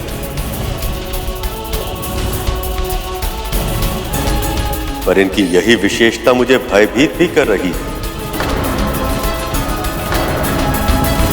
यदि इन्होंने मुझ में ही कोई अवगुण खोज निकाला तो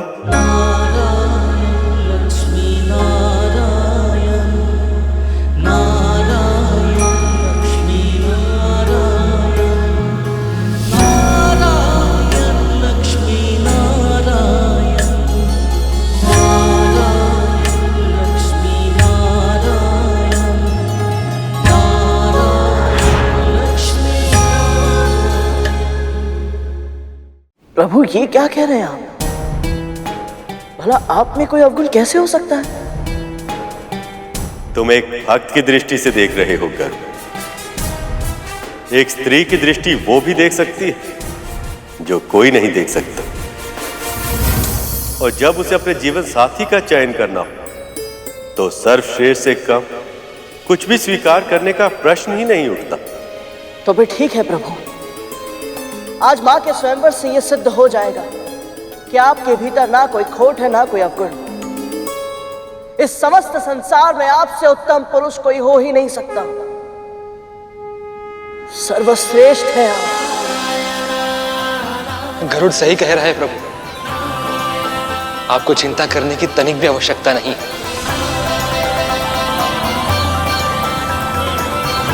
अब बहुत हुआ मां, अब ये प्रतीक्षा समाप्त कीजिए। क्षमा कीजिए, मैं आप में से किसी के साथ विवाह नहीं कर सकती।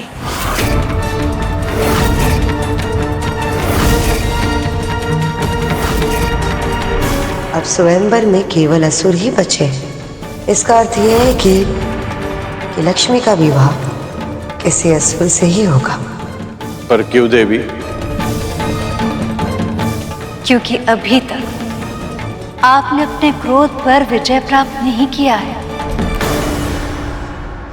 और जिसके मन में विकार हो उन्हें मैं स्वीकार कैसे कर सकती हूँ?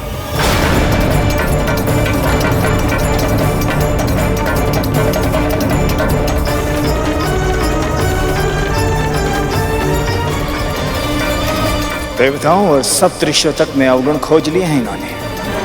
यदि हमारी ओर देखेंगे तो अवगुणों की सूची इतनी लंबी बना देंगे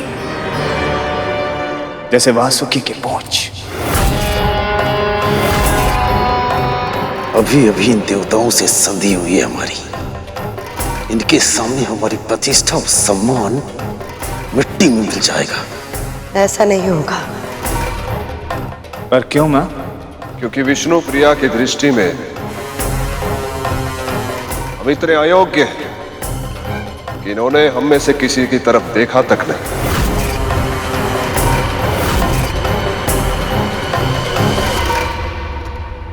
इन असुरों की उपेक्षा करके मां ने बहुत अच्छा किया। इन दुष्टों के ऊपर मां की कृपा दृष्टि भूल से भी नहीं पड़नी चाहिए। मुझे नहीं पता था तुम्हें असुरों से इतनी चिढ़ है। मुझे हर उस प्राणी से चिढ़ है भैया जो मां और धर्म का सम्मान नहीं करते। मुझे भी गर्व है।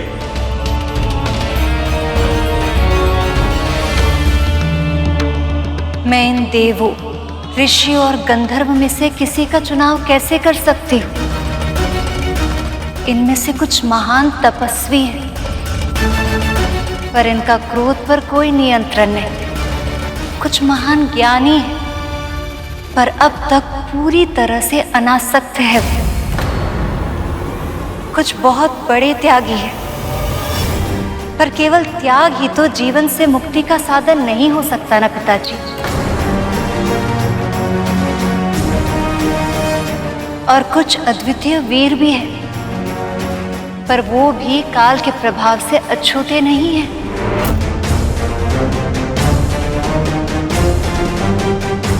पिताजी, मुझे ऐसा लगता है कि यहाँ ऐसा कोई भी नहीं है जो मेरे पति बनने के योग्य है।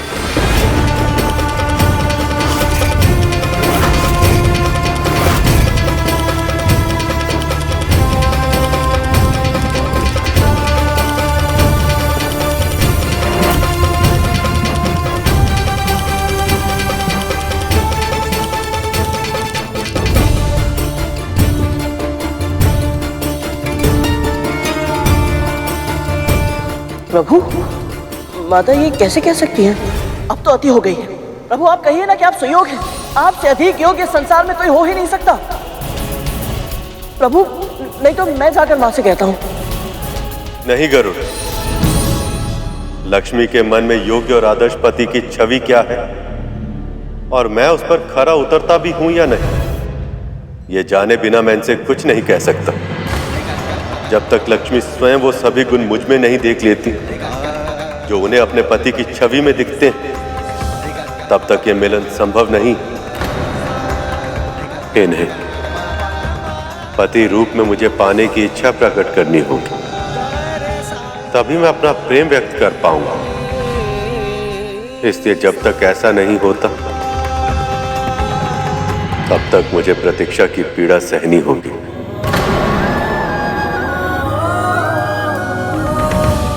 मुझे इसी बात का भय था प्रभु कि ये स्वयंवर आपकी उदासीनता का कारण ना बन जाए।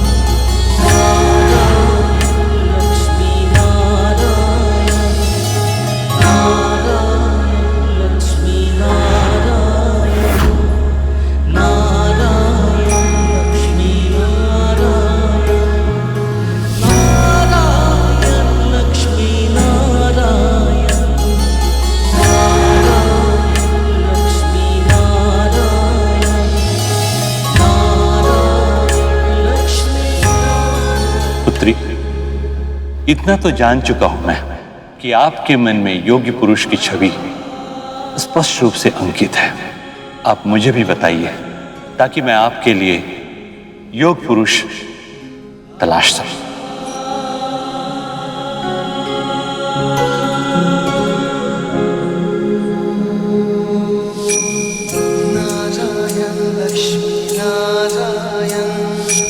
हम क्या ढूंढे इस परम ब्रह्म को जो ये सारा संसार चलाए। ये विरह भी हरि की लीला थी, अन्यथा कैसे बिछड़े वो जो एक श्वास में लक्ष्मी नारायण कहलाए।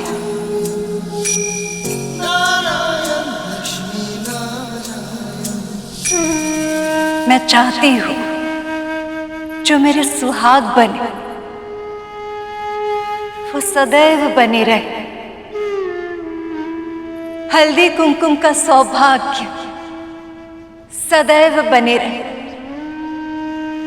और मेरे जीवन में कभी भी कोई सौत ना आए, अर्थात मेरे पति किसी अन्य स्त्री से न तो प्रेम करे न विवाह। जो मेरे वर हो उनका वैभव सदैव रहे, जो अजन्मे हो, जो अमर हो, जो दीन दुखियों के साधु संतों के रक्षक हो, जिनके कारण धर्म की स्थापना हो, जिनके हृदय में प्राणी मात्र के लिए दया की भावना हो।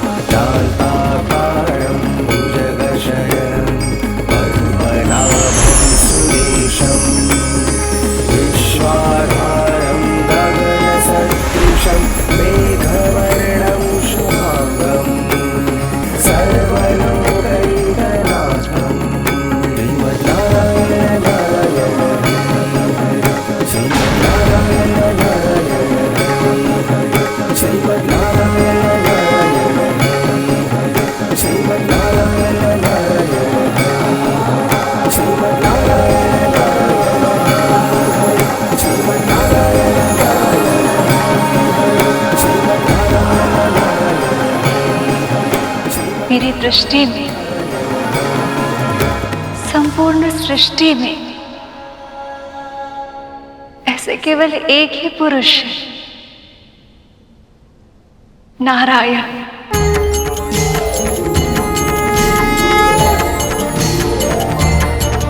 लेकिन मैं इनसे ये जानना चाहती हूँ, इनके जीवन में मेरा स्थान कहाँ होगा?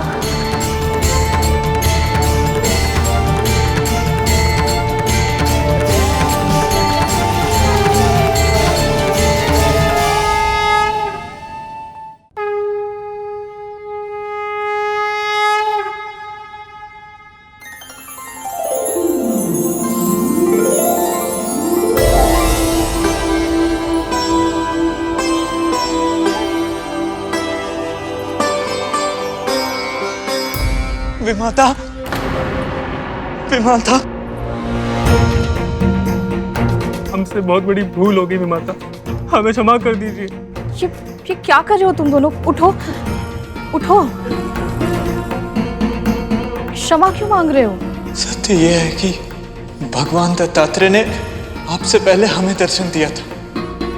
हाँ विमाता, वो तो सिर्फ आपकी परीक्षा ले रहे थे, इसलिए जब भी आपको आवश्यकता थी हम सहायता करने का प्रयास करते थे। तभी हमें पता चला कि आप तो हमेशा से ही सही थी। हमारी माँ ने आपके साथ कितना दुर्व्यवहार किया था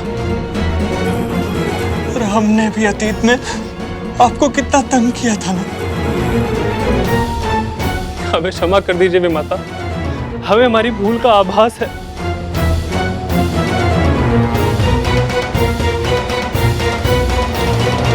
तुम दोनों को क्षमा मांगने की कोई आवश्यकता नहीं है।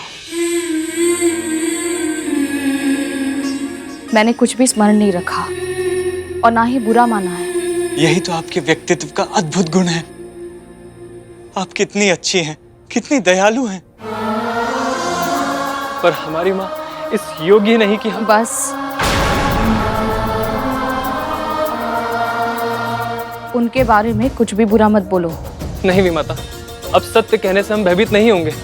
केवल हमें ही ऐसा आभास नहीं हो रहा है, स्वयं भगवान दत्तात्रेय को भी ऐसा ही लगा था। इसलिए तो उन्होंने इस रोग का उपचार स्वयं ही कर दिया। कहना क्या चाहते हो तुम दोनों? अब से जब भी माता आपको सताएगी तो उनके चेहरे पर एक काला धब्बा बन जाएगा। दीदी, रुक जाइए माता। यदि हम ये चाहते हैं हमारी माँ धर्म के पद पर लौट आए, तो यह आवश्यक है कि उन्हें यह दंड मिले, तभी तो वो अपनी भूल पहचान पाएंगी। इसलिए हम आपसे विनती करते हैं कि इस बारे में हमारी माँ को कुछ भी ना पता चले, और आपकी मुक्ति के बारे में तो बिल्कुल भी नहीं। हाँ वे माता, हम जानते हैं, और सत्य कहें तो हम दोनों भी यही चाहते हैं कि आपको इस यातना से शीघ्र ही मुक्ति मिल जाए। लेकिन ये तभी हो पाएगा जब आप इस बारे में किसी को नहीं बताएंगी। वचन दीजिए भी माता, आप इस बारे में कुछ नहीं कहेंगी।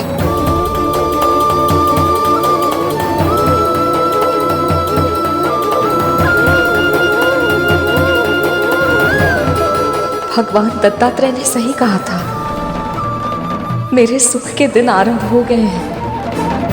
बस किसी तरह मैं इस प्रसन्नता को शीघ्र ही अपने पुत्र के साथ बांट पाऊं। आपका केवल एक ही स्थान हो सकता है देव, मेरा हृदय, जो बहुत लंबे समय से आपकी प्रतीक्षा कर रहा है। यदि आप मुझे स्वीकार कर लें तो मैं आपके योग्य बनने का प्रयास अवश्य करूंगा। मुझ में कई गुण हैं देव, किंतु जिस सर्वश्रेष्ठ पुरुष की खोज आपको है वो मैं नहीं।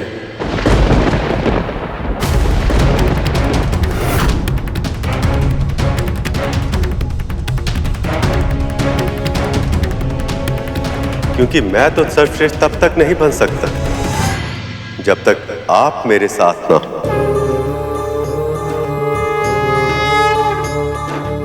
आपके साथ के बिना मैं अधूरा हूं देव। आपका साथ ही मुझे पूर्ण बनाता। मेरा उत्साह आपकी मुस्कुराहट से,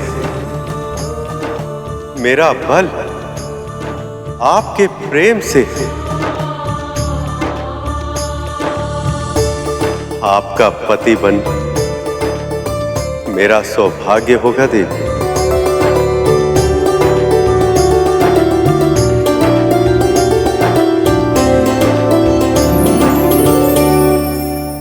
जय कमलासिनी सद्दिदायिनी ज्ञान विकासिनी गानमाए, अनुदित मर्चित कुमकुम धूसर भूषित वासित वाघनुते, कनकधरा स्तुति वैभव वंदित शंकर देशिक मान्य पदे। जय जय हे मधुसूदन कामिनी विजय लक्ष्मी परिपालय मां।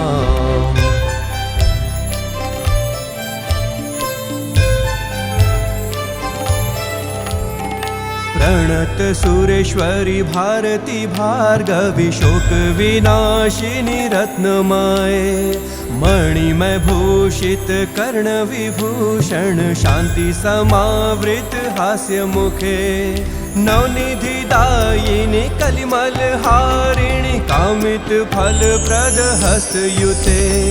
जय जय हे मधुसूदन कामिनी विद्या लक्ष्मी सदा पालय मां।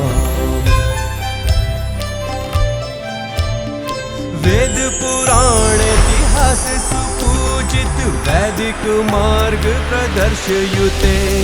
जय जय हे मधुसूदन कामिनी धन लक्ष्मी रूपेणा पालय मां। श्लो अष्टलक्ष्मी नमस्तुभ्यं वरद काम रूपिणी, विष्णु वक्षः स्थलारूढ़ भक्त मोक्ष प्रदायिनी। श्लो शंख चक्र गदा हस्त विश्वरूपिणी ते जयः, जगन्मात्रे च मोहिन्यै मंगलम शुभ मंगलम। लक्ष्मी नारायण की जय, लक्ष्मी नारायण की जय, लक्ष्मी नारायण की जय, लक्ष्मी नारायण की जय। प्रभु, देवी, मेरे दिए हुए श्राप के कारण आप दोनों को वियोग सहना पड़ा। उसके लिए मैं क्षमा प्रार्थी हूं। आपका क्रोध भी कल्याणकारी रहा है महर्षि। यदि आप श्राप नहीं देते तो देवराज इंद्र का अहंकार कैसे टूटता? असुरराज बलि को उनके अच्छे कर्मों के कारण स्वर्ग कैसे मिलता? वासुकी को महादेव कैसे मिलते?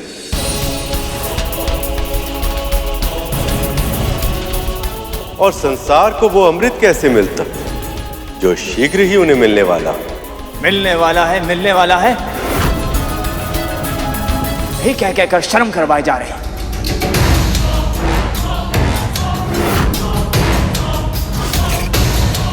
पर मिलेगा कब?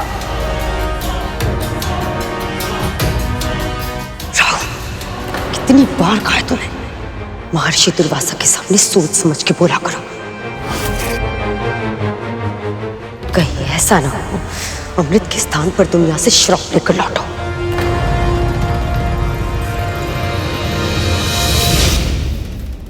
देवी, जब आप लौट ही आई हैं तो अपनी कृपा दृष्टि का आशीर्वाद देवताओं को भी दे दीजिए।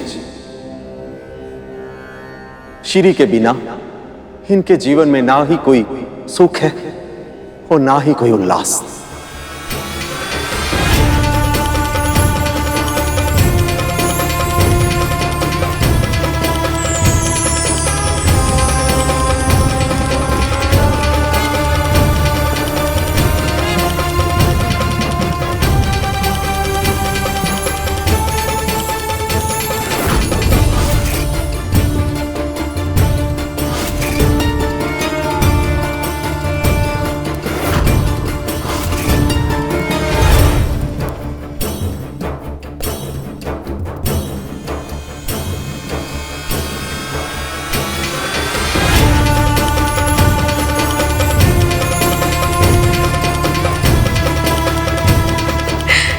धन्यवाद देवी, अशेष धन्यवाद।